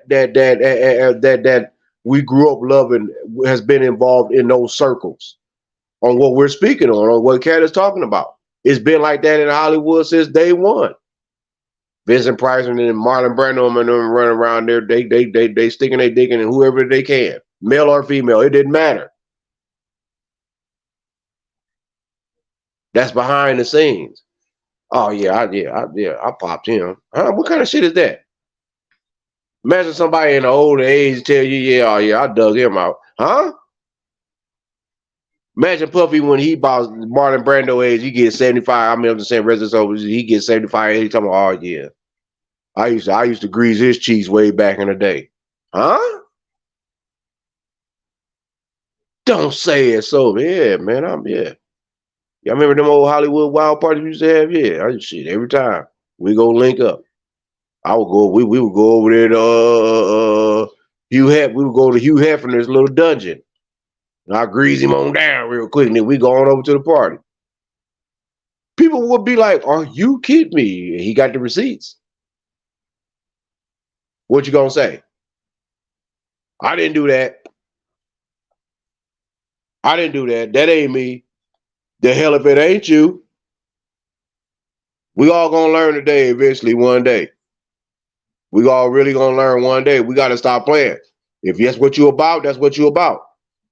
Don't be no person that's just, oh well, I'm only gonna be like that when it's exposed. No, if that's what you are, you be who you are.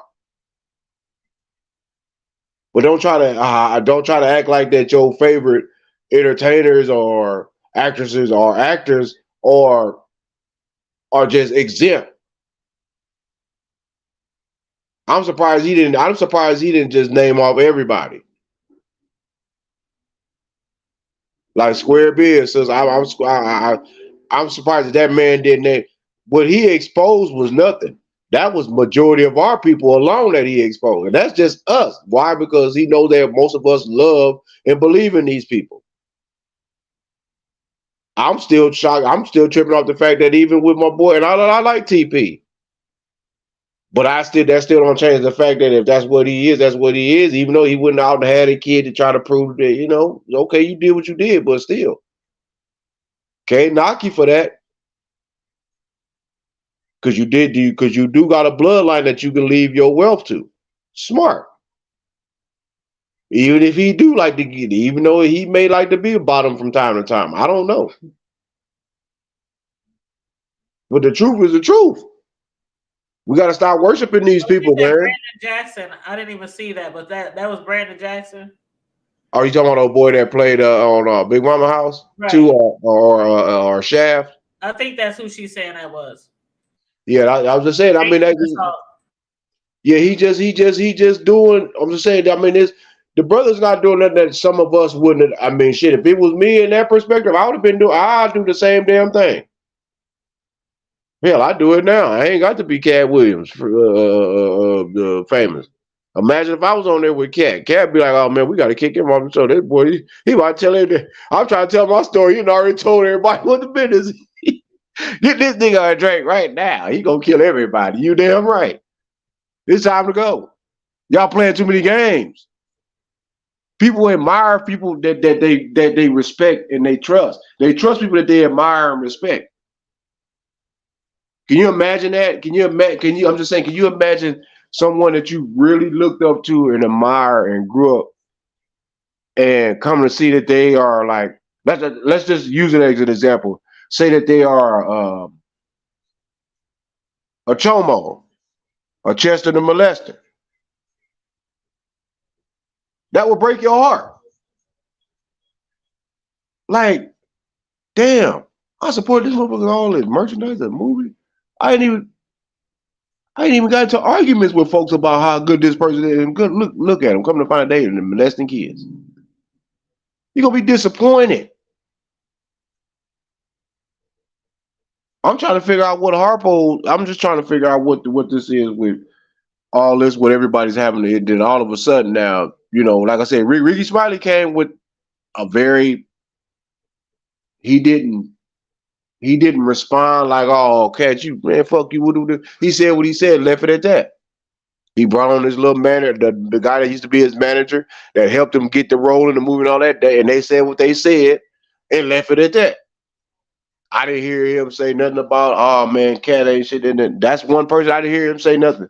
Said them got in their feelings like, "Fuck it, nigga. You already know what my credentials is. I'm 40 plus movies, bam, boom, bam, boom, boom." Said just went there. Kevin Hart, man, you still talking about the same motion. See that type of shit. And then they wonder why Katt don't like their ass. But you gotta understand, Katt is funny. He is naturally hilarious. There are certain people that are just naturally hilarious. And he has a valid point. How many Netflix specials do you have? And he kept saying that. He kept saying, "This is what I got." How many people are relevant? He ain't lying. Because I had to think about it. How come Big Worm ain't in all the Fridays?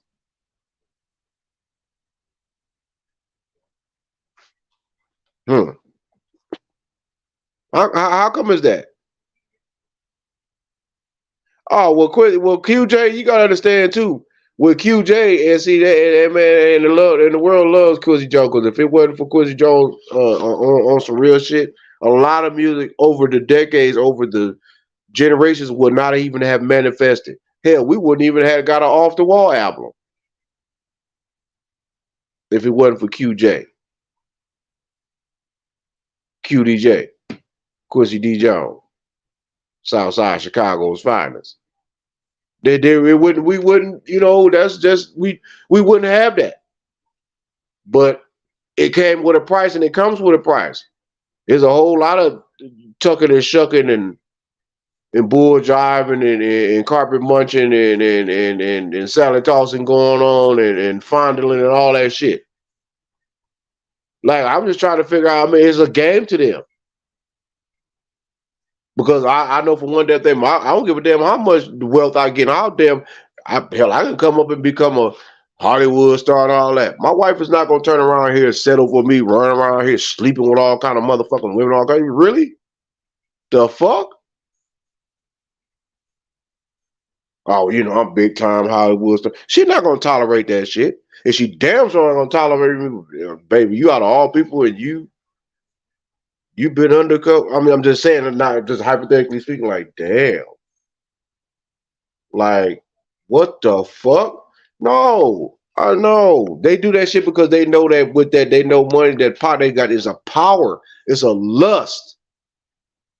People, they know with money they did, because you got to think, like the brother said, here it is. I only got a little change, and here it is. This motherfucker talk about paying me how much to see me naked. Well, then he told me to pay him a hondo.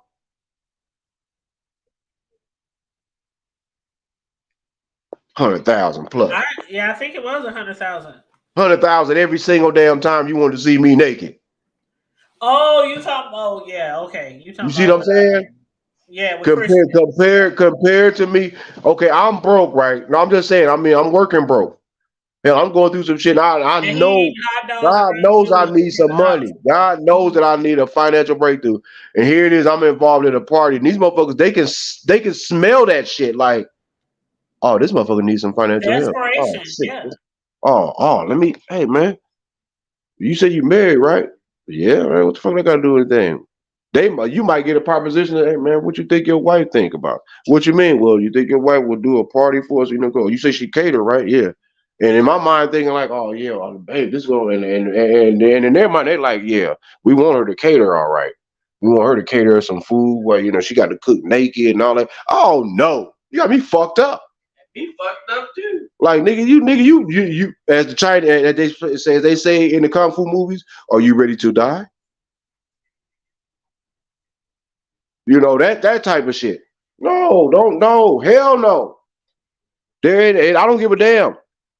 People come up with these scenarios. Would you be, if they wanted to offer you $1 billion to be gay for a day or an hour, would you take it? Most people gonna say, yep, I sure, man, you don't know. And you mean to tell me I just gotta act it? No, nigga, you got to do everything. No, I don't think I can do that. You talking about, yeah, what same-sex couples do that, you gotta do that. But I'm a hetero, say it don't matter. If you want that $1 billion, you're gonna have to go, you're gonna have to be a bottom, you're gonna have to go get plugged, you're gonna have to go, you're gonna have to go suck on some dick, you gonna do all that, boy. Oh no, for $1 billion? Let me help you out. Let me show you something real quick. Come on over here. Let me come talk to you over here. Just come on over to this side. Well, what's going on? How come we can't know? Because I don't want nobody to hear this. That's what I'm about to say to you. And by the time I be to hit him and bit him like Mike Tyson bit Evander Holyfield, yeah, he gonna get a restraining order. He gonna know. You can't sue me. You ain't gonna get no money out of me. And every time I see you, I might just start. So you think I'm playing? Because he gonna be thinking I'm falling for it. Oh, you one of them. Oh, you a freak, huh? Oh, okay. You like that old freaky shit. Also, you think I'm, okay. Yeah, let me whisper this in your ear. Here. I need to roll something else up. I'm going to tell you. Yep, I'm going to go straight for that ear, sis. That Mike Tyson. Chomp, chomp, chomp. I knew that boy was going to transfer from Mississippi. That's real shit, sis. I'm damn dead serious. People don't understand. Because at the end of the day, it's what are you gonna do? What would I tell my grandkids? What would I tell my grandson? He believed that his papa is just that the man of the world, the strongest man in the world. And for my daughter, or his grandmother to say, well, baby, your papa wasn't what you thought he was. What you mean? That man was everything. Yeah, baby, but I don't think you really knew. Your papa like to do secret stuff. Like what? Well, he liked to wear his leather wigs and put on his lip gloves and all. No, man, not Pawpaw. Yeah, Pawpaw. He's not the leather wigs. You see what I'm saying? I'm just saying, like, no, Pawpaw. No, not my Pawpaw yet. And then my granddaughter be like, yeah, well, Pawpaw, I did, because I seen Pawpaw trying to put on some of them old pantyhose and stuff. And I don't know. That will break my like, I'm just saying it in just scenarios, like when they get it, like that will break him. Like, what the fuck? Like, are you kidding me? And and I'm not bashing for y'all that's listening to y'all. Please don't take the tone. Don't do all that, because I got nephews. Look, trust me, I got nephews and nieces they gay for real. Like, they never been with the opposite sex gay. So how many folks out here talking about they gay can say that? And that's just keeping it all the way thorough. Like, real talk. I'm talking about they grown. I'm ready to smoke. I'm like, man, this shit crazy, man. Like, this shit, like, man, 2024 is only 4. Man, dude, we only, how many, 90, what is it, 12 hours, what, 24 hours? I mean, what's the day, the 4? So you got to do 24 times 4, that's 16, that, ooh, it was about 60 something, goddamn, man, we barely even, good Lord, we barely even 100 some hours in the new year. There's already the fuckery and foolery and niggery shit going on. This man didn't expose everybody, and he ain't even exposed everybody. He's exposed everybody on what we like.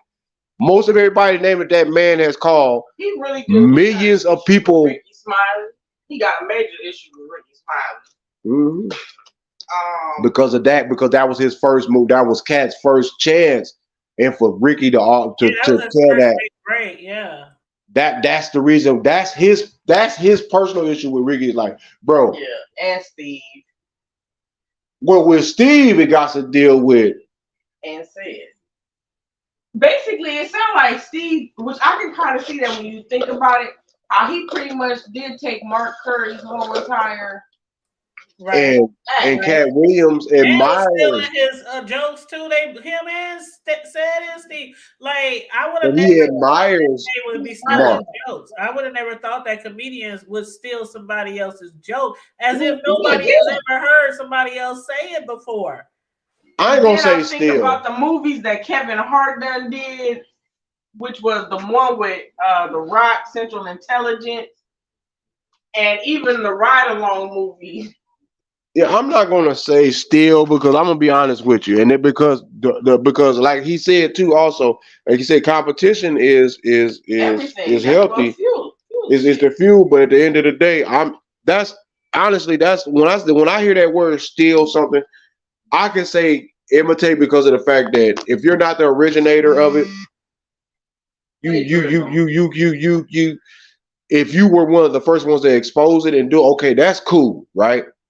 But to say that, well, so that's like me saying, man, you stole my chord that I used to play. How did I steal a chord that you used to play, and it's an actual chord on the metronome? But you saying on how you played it is okay. I got you. I mean, that's still not the same. This is no, like when you sit down and that's like you sit down and write a whole song, verses and everything, and somebody steal your shit and they put it in their shit and start making money. Like them jokes, some of them jokes be like 5-10 minute jokes, and it takes a lot. Well, yeah. And to make them hit, make them slap the way they slap, and then you just turn around and all Cedric did was change the kind of car. That's all right. He changed it into a spaceship. That's all he changed. That's what I'm saying. That you give homage to the person that you got that from. You should, but Yeah, they. But honestly, and we'll take it all the way back. Have y'all ever heard? Yeah, y'all ever heard Richard Pryor give Red Fox his props for the jokes that he may have stole from Moms Mabley or Red Fox or any Yeah, of I them? don't know. I mean, I would have to I'm just saying. know I'm who just stole some speaking. jokes for me to do. See, that's what I was saying. I didn't know that comedians steal each other jokes. I would have Paul never Mooney. thought that. They but shit. How many jokes that you think Dave Chappelle done clipped off of Paul Mooney with the Dave And with I the don't Chappelle know. show? I don't know Negro Diamonds.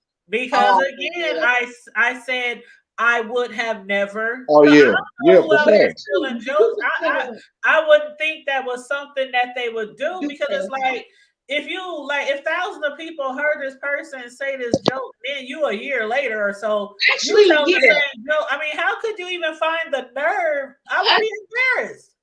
Actually, they do kind of still give credit because they'll mention the name. Now they have to. Shit, you ain't got no I'm talking choice. about like even back in the day, Yeah, somewhat. Yeah, but like Dave Chappelle, he be paying well, yeah, he definitely. like, I mean, because that's why he had. Because Paul Mooney was one of the originals. and honestly, my honest opinion, Bernie Mac was the funniest one out of Kings of Comedy. Everybody knew the Mac Man didn't really. Mac Man didn't do what was Steve. He was the funniest. He was totally the funniest. I had heard something about Katt Williams. They had wanted Katt Williams was supposed to have been one of the kings, but I guess he turned it down, and then it was Bernie or something. This was like actually it was supposed to really be supposed to be J. Anthony Brown. That's OG. I remember. I know. Watch out there now. It was supposed to be him. Because DL was supposed to be. It was supposed to be him. Cedric. I don't even think Harvey was supposed to be on there. I don't think technically, but I think it was J. Anthony Brown, Bernie, and it was. I think it was somebody else. But I don't think DL. Yeah, they said. Yeah, I don't think DL was supposed to have been there. Actually, DL was a fill-in, but DL did his thing. To me, Steve, you gotta understand, Steve Harvey, he's funny. Don't get it twisted. Nigga will roast you like bad. Like I mean, he's not no person that you could just like you not gonna just Jones or just talk bad to the man. Think he just ain't got no comeback. He just threw away his whole toupee after Katt Williams. Yeah, that because you gotta understand. When they was having that battle. Yeah, serious. You gotta remember. You know how we got some roast. You know, most people don't understand that some of the best roasters, some of the most best roasters are honestly. I can't speak for all other cities, but I can tell you from personal experience. If I'm on the brow, I'm telling you, we got some of the most bad adders. I'm talking about dead and alive. That I'm talking about that will have you even if you was another comedian, they'll have other comedians ready to fight. Yeah. Like, nigga, I'll hit you in your. Come on, bro. Damn, man. You ain't got to do. Man, nah, bro. I ain't even done with you yet. Like, my guy, the late Daryl Roddy. Them Roddy. Man, I'm talking about fun. But, oh, my Lord. I used to love growing up here, and we would be on the school bus, and they be doing the roast. And I'd be like, man. Oh, my God. Even kid folks. Even kid folks Chop. You know Chop. Chop, them boys, you know, they all from Vietnam. You know that back in the day, you know, the club roast. Yeah, when you got roasted by the boy, if you got roasted by anybody from the boys club, you got roasted. Or the girls club, you got roasted. The girls club. You got roasted. That was because you know most of them came from the club, lived in the projects. And if you let somebody from the projects roast you, yeah, you got roasted. From the Vietnam projects, man. Vietnam or the tops or the view. Or Hilltop. Or you was either east or west of the view. You was either on West Pleasant or East Pleasant. Yeah. Exactly. I know shit. I know where shit. Or you was over on the south side. Spencer projects, I didn't experience that much of that. Spencer didn't have their days. But I didn't really hang in Spencer projects. Spencer got real treacherous for a minute. Yeah, I didn't start hanging there though, bro, until I got older. We was Spencer. Towers, you know, Pleasant View East Towers. We was either in the Towers or in Hilltop or Vietnam projects. Yeah. And most of that it's like shit. You had to have family to be in either one of them because if you gotta have family up in the tops, it's like, yeah, you might get a pass. And I hung out in the South Side projects too, but that was only with my grandma and my auntie. Yeah, that's the South Side. You know they that's was wild over there. Them bloods over there. Them Them bloods over niggas, there. yeah, I know the whole family that started that shit. Man, Blood Gang. Yeah, I know all the older heads. And Spencer. Some of the older. I went to South High all 4 years, so all the Bloods was over there. We had the Lothrop Block boys, some of the boys from Lothrop, now. You had the South family, then you had the essays. A lot of them, some of them was Latin Kings. So it was like, yeah, you was in the thick of it. Mm-hmm. You was in the thick of it because the only true blues that went to Brian was my boy Reese what's my Sin. Don't forget Victor. Don't forget Victor. Oh yeah, the Victors. Oh, I'm a boy Esco and Amby. Yeah, not the Nambo and well, he went. Yeah, Nambo went to South, but the Resident Boys went over to Brian. Went to South with us. Yeah. Resident Boys went to Brian. Yeah. Oh, Brian. And Nambo went to South because he was doing the sports. But other than that, he'd probably been at Brian too. All the girls love him. You know, when I first bought my house a few years ago, he was one of the first people to work my yard. For sure, yeah. Now he got a yard service company. He was like nigga that tore up the hood, I gotta give back. You know what I'm saying? That's the homie. Matter of fact, when we just had our reunion, our high school reunion, he was there. For our reunion because we. Yeah. Oh yeah, that's a witness right there, man. Matter of fact, when he seen me, he came and gave me a hug. He told. I said, "What's good, bro?" Yes. You know what I'm saying? They're my boys, man. He's cool as fuck. Yeah. Y'all know what it is. It's the Omaha thing. At the end of the day, I tell anybody. Sorry, sometimes we go on a little tirade of our little, We ain't little no more, sir. You gotta represent. This is the hood table. We is from the We on the map, sir. One thing I wanted to talk to you about too, because we're going on a 2-hour mark, and I don't want to go in here much longer. But the last thing I want to talk to you about from that interview, and it might not have been a big part of the interview, but I just wanted to get sure because, bro, you're so smart and intelligent. I have always told you that since we were young cats. But the part where he was talking about when Shannon asked Katt, what did he think about old boy?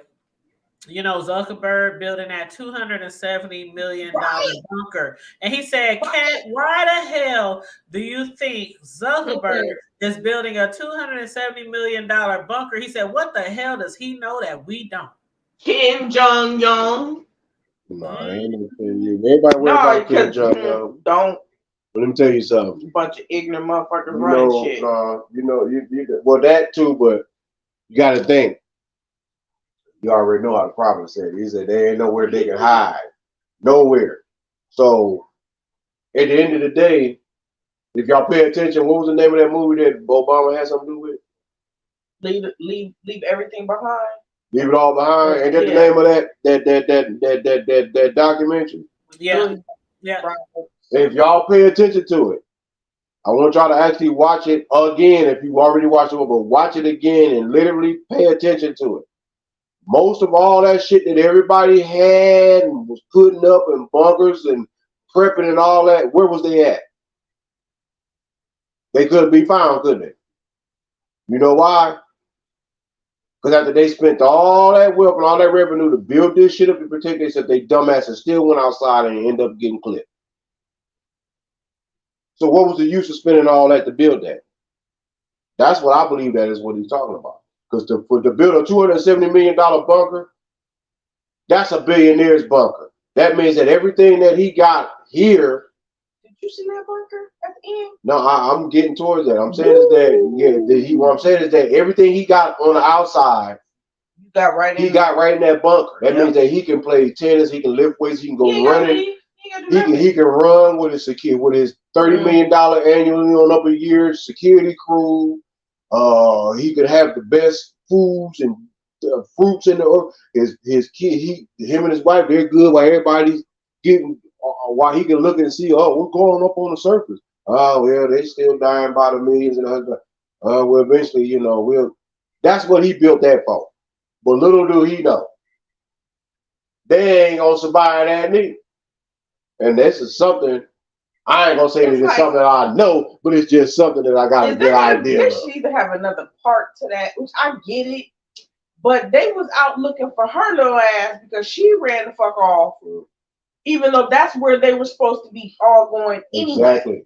So exactly same thing. When you look at that with the symbolism of a lot of this shit, you gotta understand is that you can build whatever you want, but when it's time, when it's time, it's time. It ain't nowhere that you can go. When the shit hit the fan, you got people that might not have as much money as Mark Zuckerberg. You got those that got access like Zuckerberg. And they're going to be some of the main ones that are not going to be going with we're not about to poison this whole fucking planet and then leave these people out here for the destruction because the creator's pissed off. Fuck that. Y'all going to get exposed too. If they die, y'all dying too. Just think about it. That's not fair for the planet to be. That's like us, this country. I'm not saying that we don't know. But that's like this country getting attacked and bombed like they doing over there in Israel or whatever the hell, whatever, right? Or like they know whatever. That's like, but then our innocent people start getting killed, and we ain't nothing to do with what the government is doing over there to them other people with their foreign policies. But we're getting slaughtered. You think that man is going to continuously allow that in a fully developed civilized, a fully developed nation, not just a country? You think he's going to literally allow that? No. I'll use me for an example. I'm not the most purest person. I'm not the most righteous. I don't even walk all the way in my square like I'm supposed to. But you think that he would allow my doggone meet the mice to go in vain by someone for insidious agenda like what these people are doing? Not without repercussions and consequences. If George Floyd's demise shook the world, changed the world, imagine what the fuck it's going to be like when it's time to start getting rid of these people. It's too much. It's too much. George Carlin said it best. Rest of his soul. We oversexed. We too high. We drugged up. We ain't did nothing that got to do with love. Every goddamn thing we either got to be fucking, getting high, drunk, partying, eating, or trying to outdo one another. We ain't thinking nothing about nothing else. That's what I think about that $270 million bunker. So at the end of the day, it might be badass, no doubt, because $270 million in a facility for one, with me being involved in just building and designs and then maintenance stuff, man, that's a mean. That is some bad. That you give me $270 million budget to build any facility, underground, on the ground, above the ground. That's gonna be a mean motherfucker. That was a mean ass motherfucker. It's gonna be a facility, not a house. No, actually, it'll be like some Resident Evil shit. That where the mansion was right there, but then when you go through the corridors, that I can see that being a $270 million project because you got this big ass motherfucking doggone mansion that's a front. A regular ass, but they ain't even know it's a fully functioning goddamn research and development underground city shit. I can see that. But what is your purpose for? Because y'all down there trying to do experiments that y'all know is going against the laws of nature. The laws of nature is not going to allow us to just keep going and doing what we want to do, just keep doing it, keep fucking up the environment, keep poisoning the environment, keep just folks is dying. We can't even get doggone me healthcare, let alone free anything. Just can't even get somebody to even look at us. But you're giving away this, you're giving away that. Yeah, we had the late Dr. Henry Clark said it best. We don't have, Batman ain't got no friends. We hated by everybody. That's why that man built a $270 million motherfucking bunker. Because he knows exactly what the hell is about to happen. Most of his people about to get cooked. And a whole bunch of us is going to get cooked the fuck up too. Yep. Mm-hmm. Unfortunately. I'm glad that somebody going to be safe. You know what, sis? No, we all going to be safe because as long as no matter what, the man said, trust in him. That's it. He didn't say we was going to not get, he didn't say we wasn't going to feel the flame. He didn't say that we was, he didn't say someone was not going to get hurt.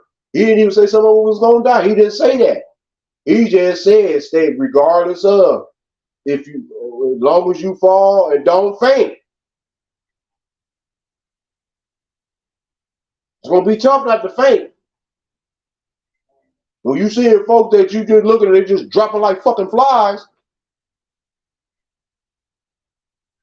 And babies, little babies learn how to walk now, look like they slushed over with a hunchback, like they got to have a cane to help them walk over because of the dreadful shit. Man, most people in society is not ready for what the hell is literally going on. These people got these fear agenda going. They're going to push it all the way until we got an alien abduction invasion going. They are really going to have people fucking food. To where society is going to give up all their rights, and then it's really going to be okay. Now we can start going to all y'all niggas' houses. What you got up in here? Where's your paperwork? What's your paperwork? You think all these doggone movies and things that they're telling us, they've been stole the goddamn Stan Lee, rest his soul. He's the only one that had broke the mold, but he had to tell it through the Spider-Man universe. People don't even understand what the X-Men really is about. Real shit. Professor X was considered Martin Luther King because his mind attracted all walks of life. Magneto was Malcolm X. Fuck that, kill them all. They enemies to us. People don't understand this, man. This is not no. It's a game, but it's a game in there. But it's like we don't really understand how powerful.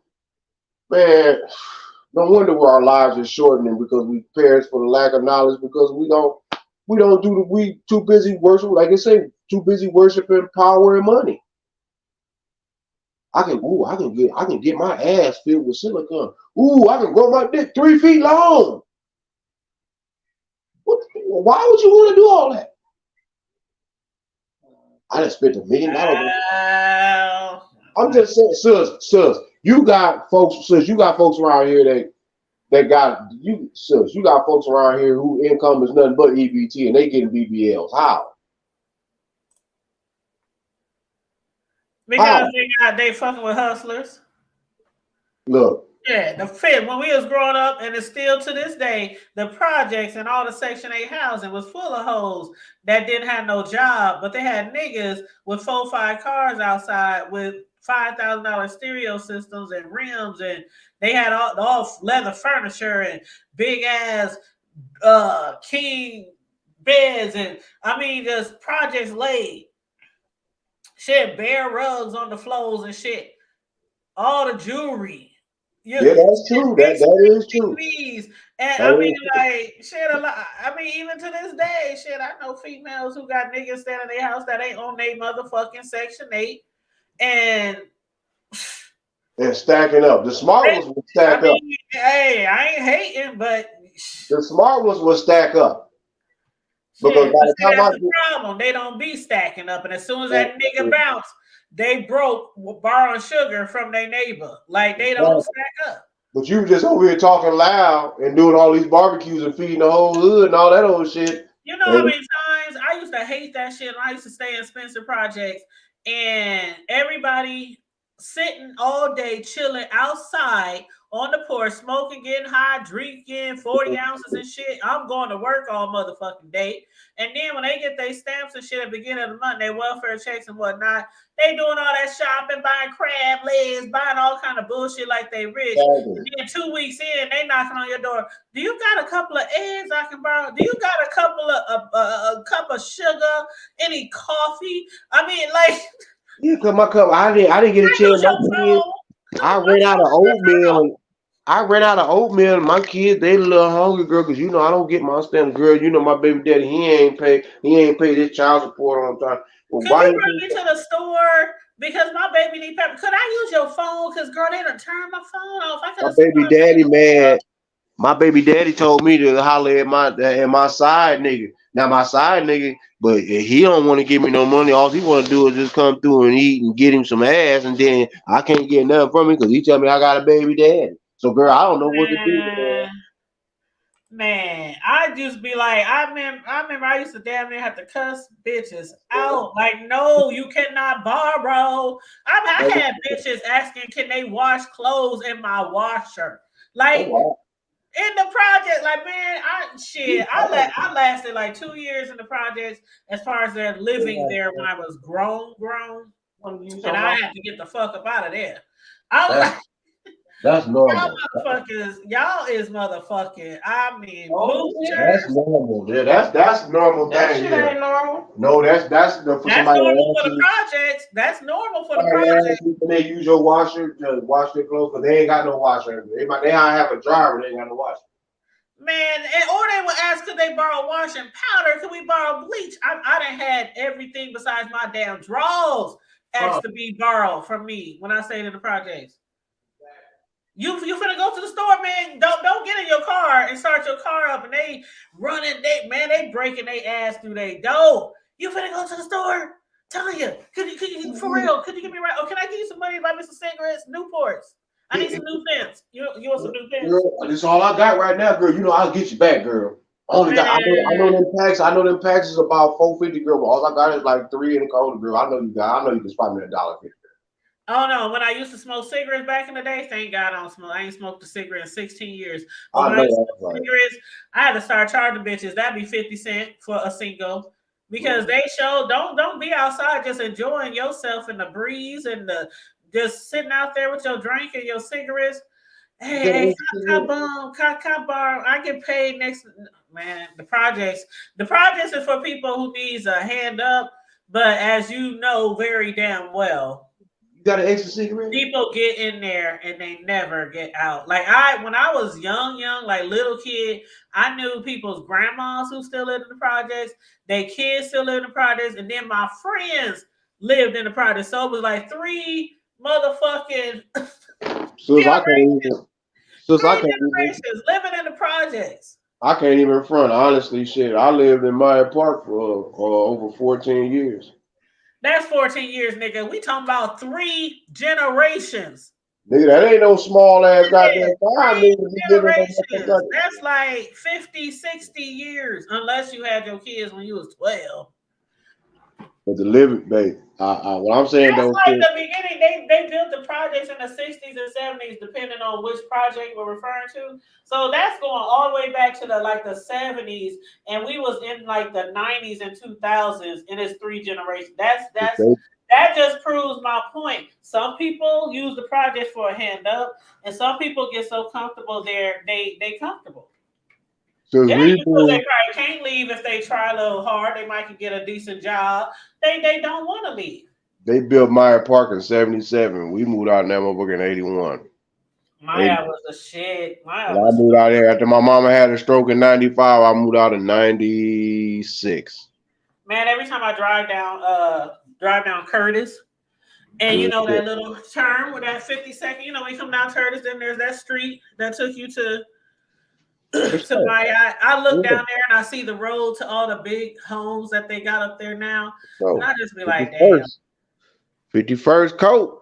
Yeah, 51st. Soon as you turn off of Sorensen, and soon as you turn onto Curtis, and then go down that block and take that left. Either the first or the second left. Because that house that's still there. Oh, wait a minute. 1, 2. It's the second left. No. You can do it on the first left now, but you got to remember that house that's right there, that white house that's that took up the whole that block between 51st Avenue and 51st.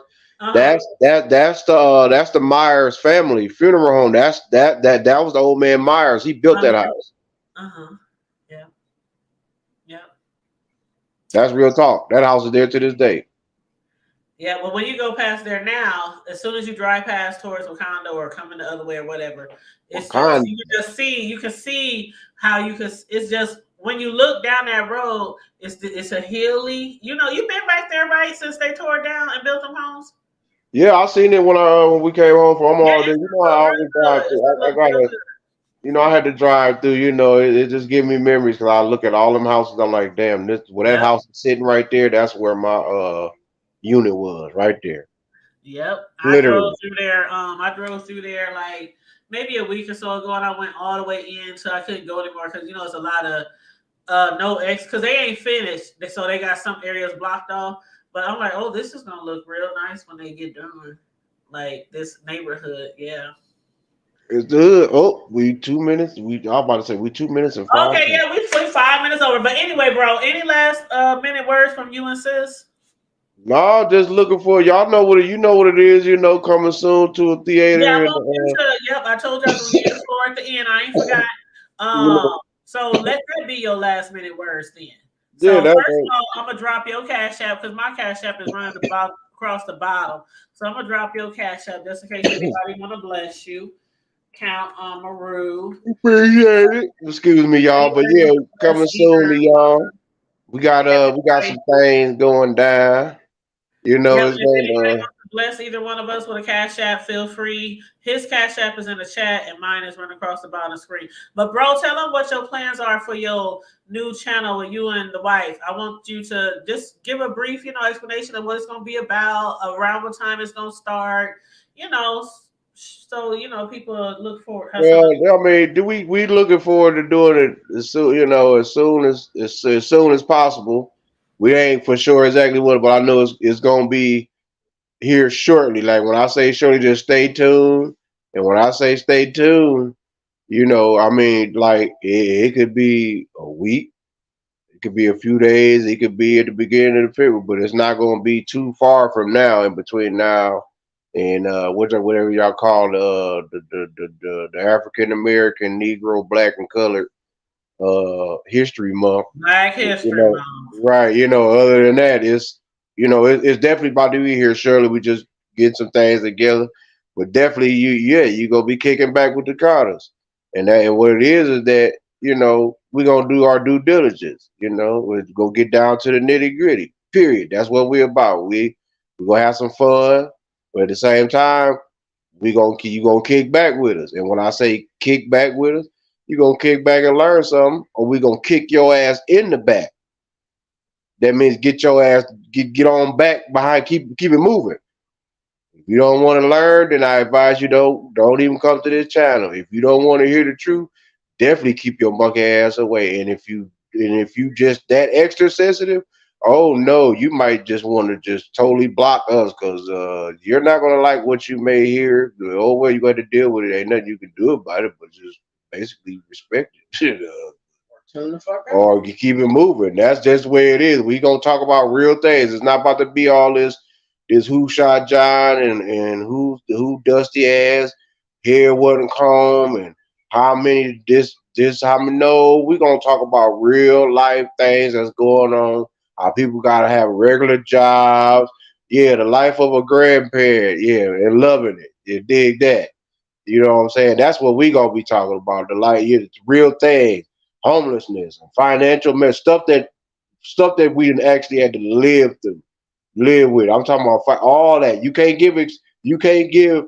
People will tell you, well, if you broke, you can't give. What you call it? They say a broke person that have no business giving advice. Well, I beg to differ. I beg anybody that has experienced something in life has something to give, advice to give. So if you've been down some of the roads that we've been through, you're gonna be able to relate. Yeah, but some days we're gonna be happy, some days we're gonna be on fire, and some days we're gonna be like, okay, we laid back. Some days we're gonna be family oriented, but other than that, it's the normal thing. It's just that we let y'all know we bringing y'all something fresh because I done got tired. Look at y'all. I'm gonna learn this, y'all, and I'm gonna leave it alone. I'm gonna say this. I've been in on this technology thing since I grew up in the Oregon Trail, Apple Mac days, Atari 2600, Hondo. ColecoVision and television, arcades, Mario drive-through, Brothers, Pac-Man. drive-in theaters, pole position, Galaga, Galaxy, Dig Dug, Centipedes, Donkey Kong, Miss Pac-Man, Pac-Man Jr., Junior Pac-Man. That's the era that I grew up in. I'm talking about the original Tron, before the original Tron. All that. So don't think that we ain't up on the parts of everything. It's just that it's time for the fresh whatever on all sectors. Period. Time out for the nigga shit. Y'all come with something. Let's do that. That's what we gonna bring y'all. And yeah, and we will have mods. And all I'm gonna tell y'all right now, all that trolling. If y'all think y'all gonna be doing some trolling, I got something for you, trolls. I promise you. My mother been gone and she's been an ancestor since 2007. But I can guarantee you, you got an IP, your ass will be exposed. And don't think I don't give a damn if you do got tape over your camera. We'll find your ass. See, yeah, we on some Jet Li shit with this. Cause we ain't got no time for the fuckery and foolishness. Messages got to get put out. Knowledge got to get, shared, told, experienced things that the world wants to hear your story if you got one. We all got a book that we can write and tell. Well, hell, since every doggone thing is on this is what we gonna do. And guess what, y'all? And we got a special guest, and we gonna tell you right now exactly who the special guest is gonna be, because this is what we do out of respect. See, this is what y'all need to learn too. Is when people give you a chance, that just looks nasty. But when you give people a chance to express themselves or say whatever it is, or just join in your conversation, and you don't turn around and give that back as your first hand, you'll never be blessed. I don't give a damn who the hell you are. You'll always run into those same issues no matter how far you get in life. So on that note, yeah, our first doggone me thing going down because we ain't learning the game. We just doing it on our thing too. We gonna interview the hood tape. And that's for real. I'm gonna be one of the first people they gonna interview. Exactly. My sister's the first one because you know why, y'all? She didn't brought y'all this hood table shit. This is real life. This is someone that I know personally that I can vouch for. Her credit good. Her hood credit is A1. She been had a pass, and just her credit is good as a human being. So, and we ain't gonna even talk about my other sister from another mister. We got one that's missing in action, but they all getting interviewed, and it's all gonna be one good thing. It's gonna be we gonna have a old good time, as they would say in the old church back in the day. We're gonna have a good time in the Lord. Because that's what it's gonna be. It's gonna be like a family reunion, because that's what we do. We gonna have some laughs, we're gonna have some tears, we're gonna have all that. Because that's what it's about, man. We bringing the family unit back. And if y'all don't like it, kick rocks. And if y'all thinking doxing's gonna work, run up on me if you want. You gonna fuck around and find out for real. And I'm not telling you nothing that I ain't never did, and I'm not telling you nothing I'm new to. But you want to play that doxing game? If y'all want to play, this is not nothing fun. That we're doing this because we're on a mission. As the Blues Brothers would say, we're on a mission from God, bro. And that mission is to get the word out. It's time for y'all to hear the real truth and the story of this. Like Katt didn't brought out a lot of shit. I could tell y'all a whole lot about this cancer industry. I'm 38-year plus survivor warrior in the game. They don't want none of this smoke. None of the bullshit that I had to experience. Another man, please. Shut it all the way down. But I have to be smart, like my mother said. She said, because baby, they will get you. The same way that Dr. Seby's mother and grandmother told him, I have to be careful of the words and certain things that I share. And that's real reality. So we got something for y'all. Y'all come on with it, and we gonna bring it to you. But we definitely, it's our sister Lo, our sister Lo, she getting it, we all getting it in. It's that time, man. It's that time for the world to hear real truth. Whether you like it or not, deal with it, build off of it, do something about it. Ain't no more excuses. Ain't no more excuses about, oh, my ass hurt. Well, clean it. My stomach hurt. Well, stop eating the bullshit. Well, I can't breathe. Stop smoking. I'm ugly. Get pretty. My hair nappy. Get it combed. My breath stink, brush your teeth. My kids is ugly, well, beautify them. I'm roguish, well, nigga, take a walk.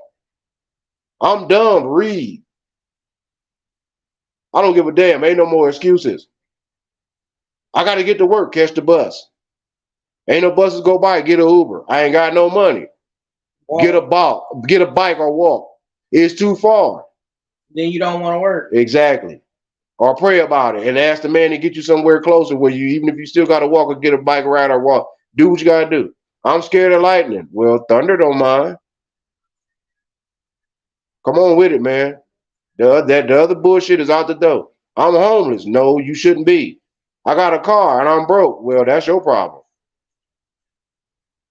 I can't make no money. How? I don't want to do a 9 to 5. Well, do 9 to 5 for yourself. What am I supposed to do? You got a car, don't you?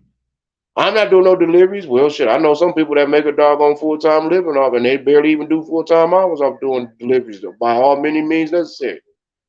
That ain't me. Well, I don't know what to tell you. I want to go to church. Well, go to pick your church. Or all churches know you take. I'm gonna give you one advice. I'm gonna give you the truth. You got a bunch of excuses. I'm just keeping this. My sister said, she said, give y'all a tad bit of the tea. Y'all ain't seen shit yet. Nigga ain't even got hot. It ain't even got hot. Y'all think the count be on some other? I'll be on some funny shit up on here, but on the strip, I'll give you what you're asking for. Fuck around, find out. You gonna learn. You gonna learn today. You gonna learn every day and all day. I love life. I love to have fun and all that, but at the same time, we're honestly, this is about self-preservation because life as you see it is granted. If you ain't sick, if you ain't sick right now, if you ain't getting past sickness, it's all kind of shit going on crazy. Truth being exposed, the every damn thing coming out. Folks coming all out the car, kids getting stuff is just on a rampant rise. People tired. Folks jumping all over the doggone me. You seen the video I sent y'all last night? Dude, jumping all over the doggone me desk, beating up the judge, smacked her all up. Man, people tired. They people want to change, and by any means necessary, they're going to make it happen. So if you're ready, sit back and get your popcorn because it's about to go down. And see, I got receipts for my experience. We got receipts for our experience. It ain't nothing to it. Ain't nothing to be proud about. But niggas got experience. So if you want to do a background check, make sure you do it right. And if you ask somebody about me, especially or me or my wife, if you ask, you better ask the right ones because don't ask nobody that don't know nothing about me because they can't tell you a damn thing. I'm gonna get cussed the fuck out if you don't get your milling split, and that's real. Because they're just we about that life on for the right way. We're not about that life about we hard. No, we're about that life for right reasons. We ain't got time to be playing. God ain't playing with nobody. Why the hell we need to be playing? Yeah, we descendants of him. Oh, no doubt. I appreciate that. I mean, that's just that. I mean, you know what? And my sister's been on my neck. But she been on my neck since I've been coming on here to the hood table about. And I got a channel. I just, if I'm not on some other shit, I'm just I just it's just that time for people to see what's going. I mean, sis started off on the raw shit. She going around, driving around, taking her time, recording all you idiots. Oh, what's going on over there? Oh, well, shit, he got it, his ass booked. Oh, what happened over here? Oh, well, she was drunk and almost caused a fatal collision. Oh, what happened over here? Oh, the cop got caught over here, messing with that prostitute over here with them trees. Remember, I grew up around that corner. That's how she started it off. Now she can do it from the comfort of her home because guess what? She got an army of people that's going to give her the tea. And also, that's what you call being connected and respected. Yeah, you talking about people calling me 2, 3, 4 in the morning. Did you hear exactly? You see what I'm saying? You need to get over there. I mean, even like public figures, like dude, girl. I got boogers in my nose right now. I probably got eye boogers. I'm slobbering. You calling me to tell me about what? Yeah, ain't no excuses. Period, family. It's just this is the year of no excuses. No excuses, and everyone who is on some bullshit, like Katt and them said, will be exposed. You gonna be exposed. The year of truth. Cause like he said, what gives a loser a right to rewrite history? to the winners about the win. That don't make sense. How you lost and you gonna write about what you gonna tell history on how to win, but you the one that's in the losing position. That don't make sense. I'm gonna tell you about the other people that lost and when it was my ass really getting whooped. But I'm gonna tell you about the story about how I got my ass whooped. You see what I'm saying? Come on, y'all. That's what we love. I mean, I love how this social media is going. People are, society say, well, it's dying off. Nobody wants to be a podcaster or no. Everybody has a book. Everybody can't write a book, but you are a book, so you have to tell your story. Audio book, telebook, ET phone, home book, however book you want to do it. Facebook, Insta book. Tweet book. I don't give a damn what book you do. Just make sure that you tell your story and get it in history. Because history is kindness to those. The reward, the history rewards those who study the best. So meaning that if you apply yourself like what we doing, and make a long story short to cut this off, and I'm good. Just get forward and get ready to kick your ass back with the cards. You either deal with it. You gonna love it. You gonna respect it. You can't reject it. You gotta accept it, and you gonna just let it be, because ain't not a now nothing that you can do about it, but stomp your feet, clap your hands, and brush your teeth. When you gonna learn today, and that's how we gonna leave that. Y'all ain't seen shit yet. Ooh wee. Matter of fact, how many hours I need to get my YouTube up, so I can go live on mobile? Because you got to be OG like y'all to to be able to go live on y'all mobile phone. Mm-hmm. You got to start setting that up now. Mm-hmm. How many hours do I got to buzz down? Because you got to. I know they got to set it like 100 now. Ain't it just 100? I thought it used to be like a couple thousand or something. Yeah, that was before. Now it's like 100. Also, everybody done paid their dues. It's something like that. You could just go through StreamYard and you can still go live. Oh yeah, well you can go through StreamYard. Yeah. But I appreciate it for real, sis. I mean, and then see because that hood table. If it wasn't for the hood table, and then like I said, I'm done. If it wasn't for the hood table, we wouldn't even really had the ideal of doing it on that platform like this. So yes, the helmets and the hats is off. That's out of respect and a salute. See, that's how you branch out. That's how you do that. And see, we got all of our sisters and the sis load, the trash can. We got all that. It's going down, y'all. 2024. We done kicked in the damn door. They gonna learn today. I am looking forward to it. I truly am. And I'm gonna mute sis low real quick. But I am looking forward to it. And as soon as y'all figure out the date, whether it's this week, next week, a few weeks, make sure you let us know, because I do want to post it on my community wall on YouTube, and then post and share y'all link as well, so that a lot of our people who support us over here, and especially those who like you and like your commentary, they can go on over there and hit the subscribe button and the notification bell as well. So I hope everyone else is looking forward as much as I am. And yeah, I have been on his neck. Him and the wife, I've been on their neck for a long time, but I kind of fell back. But every now and then I'll be like, dang, when y'all gonna start a channel? I think y'all would do so great. I mean, there's so many great couple channels out there. So many great couple channels. They just seem to grow overnight. And I mean, they do so great. I mean, with the commentary and just different things like couples do. And I mean, y'all can do everything from, I mean, you named a lot of the stuff that you were doing, but they do everything from challenges, these couples, to pranks, to coming over here and giving people advice about relationships, to cooking, to just all kind of different things that you can do with a couple channel, including just giving that knowledge and kicking that knowledge. So I'm really looking forward to that. Oh yeah, no doubt. Yes, I am. Yeah. And since you got any last minute words so we can wrap this up? No, babe, I'm good. I appreciate it. I was dealing with trying to get the kids in order, because well, no, don't do that. You know what I'm dealing with over here. I got Right, a house right. for the babies. And another one on the way. Hallelujah, hallelujah. And so they Mm-hmm. over there getting everything going. About to get everything, the induction started and whatnot.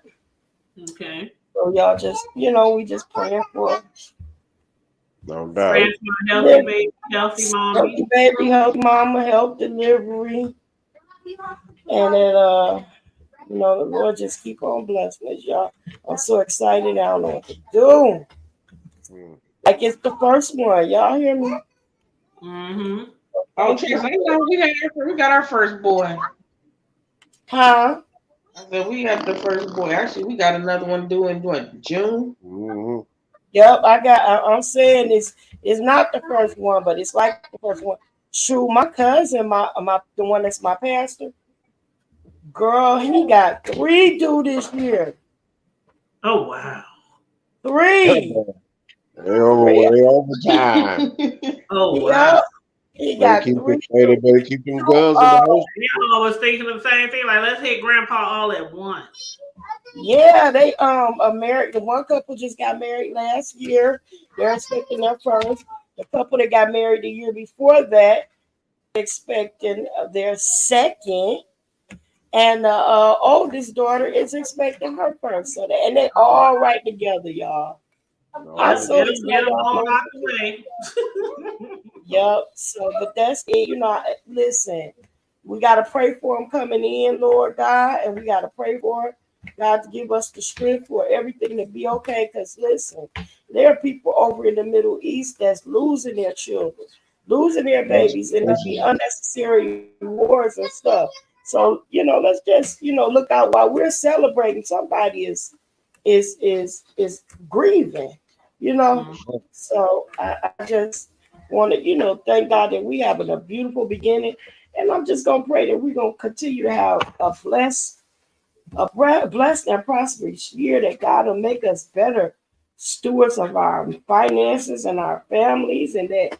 If we got people that we beefing with and arguing with and upset with, that we'll forgive them, and that God would just heal us all, y'all. That God would No just doubt. heal us all. Okay. Oh, But man. that's Yeah, for real. Amen. And Miss Hall said, fresh point of view 2024. Blessings, everyone. Good night. Uh, Good night, Miss Hall. Good night, Tamika, and anybody else who still might be in the chat. I didn't see Chris Williams Sr. Had made a comment that Quincy Jones told his stories about Marvin Gaye and others. Oh yeah, I think he was referring to how Katt Williams, is out here being vocal about things that happened in the past, and also Taraji P. Yeah, a lot of people is going to be really vocal. I have a feeling this year, not only with that list from Jeffrey Epstein, and I can't never say that lady's name, Giselle. Giselle Mack. Yeah, her Gazette. But yeah, so not only that, but a lot of Yeah, people are going to be exposed, and I ain't wishing ill on nobody, but in the words of Jay Wilson, you put it out there, we gonna talk about it. You damn right. Right. And on that note, everybody, please like and share the video, you guys. Please, please, please make sure you subscribe to the channel if you're not already subscribed. Again, bro, broke it down to what kind of channel he and his wife gonna be coming with, kicking back with the Carters. As soon as they start that channel, I will let you guys know and be dropping a link so y'all can support him and his wife's channel. Sislo, also, please make sure you support her channel. She has 2 channels. Miss Sislo Newsworthy Updates, and she also has Trash Talk Alley 22. So please make sure you support her as well. She has been a long time supporter of the Hood Table. Before we even got here, when we merged from our old channel over here, she was already there. Okay, so she's been around for a long time. Me and her been friends for a long time, many years, like around the time the B sector started down there. So yes, make sure you support my bro and my sister from another mister. And as far as the New Year's go, I agree with everything Sisla was saying. I pray for safety, prosperity, peace, growth, knowledge. every part of our lives. I pray that we advance and we always do better. Like every year, I think people come in with all these, resolutions, and I don't really do all that. I just always try to be better. Just do better, be better, learn more. That's all it's about for me. But yeah. So other than that, again, if you want to hit our cash apps is on the screen. Sislo's on the screen, mine's on the screen, Bros is in the chat. But bro, when you start going live on your own channel, make sure you put your cash app where you be putting Count Amaru for your name. Put your cash app there. So people can see your cash app on your screen when they be tuning into you and stuff. Because people do like to bless people, not all the time, unless you got some really big channel. But what I'm saying, you might be surprised you get a cash app every time you go live. Okay, so want to try to remember that. I'm sorry. Can I say something? Oh yeah, go ahead. One thing I forgot to say is, listen, y'all. Let me say this to everybody. You are only responsible for your personal actions. You are get out. Okay, get out. Go. Because you already hit it. You are only responsible for your own action. You can't be responsible for everybody else. That doesn't mean you don't have an insight or an opinion. It just means if we take care and do what we are supposed to do, that's all we are responsible for. So let's be a better us. No, that's right. And I go back to that old school little Mickey Mouse church saying, if my church was just like me, what kind of church would my church be? If this world was just like me, what kind of world would this world be? Be responsible for you. That's it. Oh, that's right. Amen. Amen. I love those last minute words. I think we all have some pretty good last minute words over here today. But I just love y'all so much. Anyway, stay safe, be blessed, remain vigilant at all times, and always remember to keep it hood. And brush your teeth. And brush your teeth, like my bro said. I'm out. For sure. I'm hollering. All right, y'all. Love you on purpose. Love you on person. That's what I'm doing about it. You hear what I said? I said love you on purpose. Y'all be so love nice. you on purpose. I know, right? It's too early, and it's only Thursday. It's too early, and after while you was talking and explaining what your channel gonna be, I was in there making me a drink. Shit, I just came and sat back down, been over here sipping. But yeah, I'm about to make me some popcorn and finish watching this TV show that's kind of old, but I'm just now getting into it, and it's called what is it called? Oh God, now I can't remember. That show on Netflix, about the president, the guy that became the president because another president was killed. I gotta look it up. Y'all. I can't leave here without looking it up. In the chat. You gotta put it in the chat. Designated Survivor. Okay. Designated Survivor on Netflix is 3 seasons and it's really good. My son, it is good. He hit me up to it. Yeah, I didn't know if it was gonna really be good or not. I think I tried to start. When I say sis, I kept. You know how you be on Netflix and you see something, you be like, yeah, keep on scrolling. I've been scrolling across that show forever, and so my son, he just went, Mom, you ain't got into Designated Survivor yet. I said, is that one of those like Survivor shows where people be on an island? That's what I thought it was. He was like, no, Mom. He said, it's so good. You got to watch it. I think you'll like it. And usually with my son, they know what I like. So we always give each other recommendations on different, TV network sites. And he was head on. I'd be staying up to like 2, 3, knowing I got to get up and go to work. Just binge watching. So it's definitely a binge-worthy television show. Definitely. But yeah, you'll like it, especially if you're into all the CIA and fighting, and I like action. I like action movies and stuff. It got action, it got love, it got politics, it got everything you need wrapped up into one. Like it's good. I ain't gonna lie. So check it out. Watch a few episodes. If you don't like it, be like, Tanya girl, it ain't the one. But after you watch a few episodes, if you like it, let me know what you think about it, and maybe we can discuss it. Maybe not. But that'll work. I'll see what's up. That's what up. Because sis, when you do get your channel, we're gonna have to do stuff like this. Because one thing I want to start doing, Carmel Diva don't really go live on her channel too much either. But one thing I want to start doing like what these other YouTubers be doing, like really supporting each other's channel. I know people support my channel, and I know a lot of times I be pushing people to get their own channels because I want to support people too. So that's like, really big for me, is to be as supportive as people have been for me. So I definitely want to be on y'all platforms, chilling with y'all, promoting y'all and different things. And maybe we could like rotate through the week on different person's channels and, stuff like that. Become more regular. Like I said, you weren't here, bro, I don't think, but at the beginning of the year, Sislo was here. And I was like, I would really love for all of us to try to do more on our channels and grow our channels, because I think we are all some good content creators. Everybody don't know that yet, but I do think that we are some good, and we can be some amazing and very well-known content creators. I do believe that. I really do. So that's what I'm looking forward to this year. All my friends, my homies, my sisters, my bros, just, taking their channels to another level. That's what I'm looking forward to. And that's it. Gotta go. And my Tasha K go voice gotta go. Bye. All right, y'all. Y'all be good. All right, love you guys. Love you too.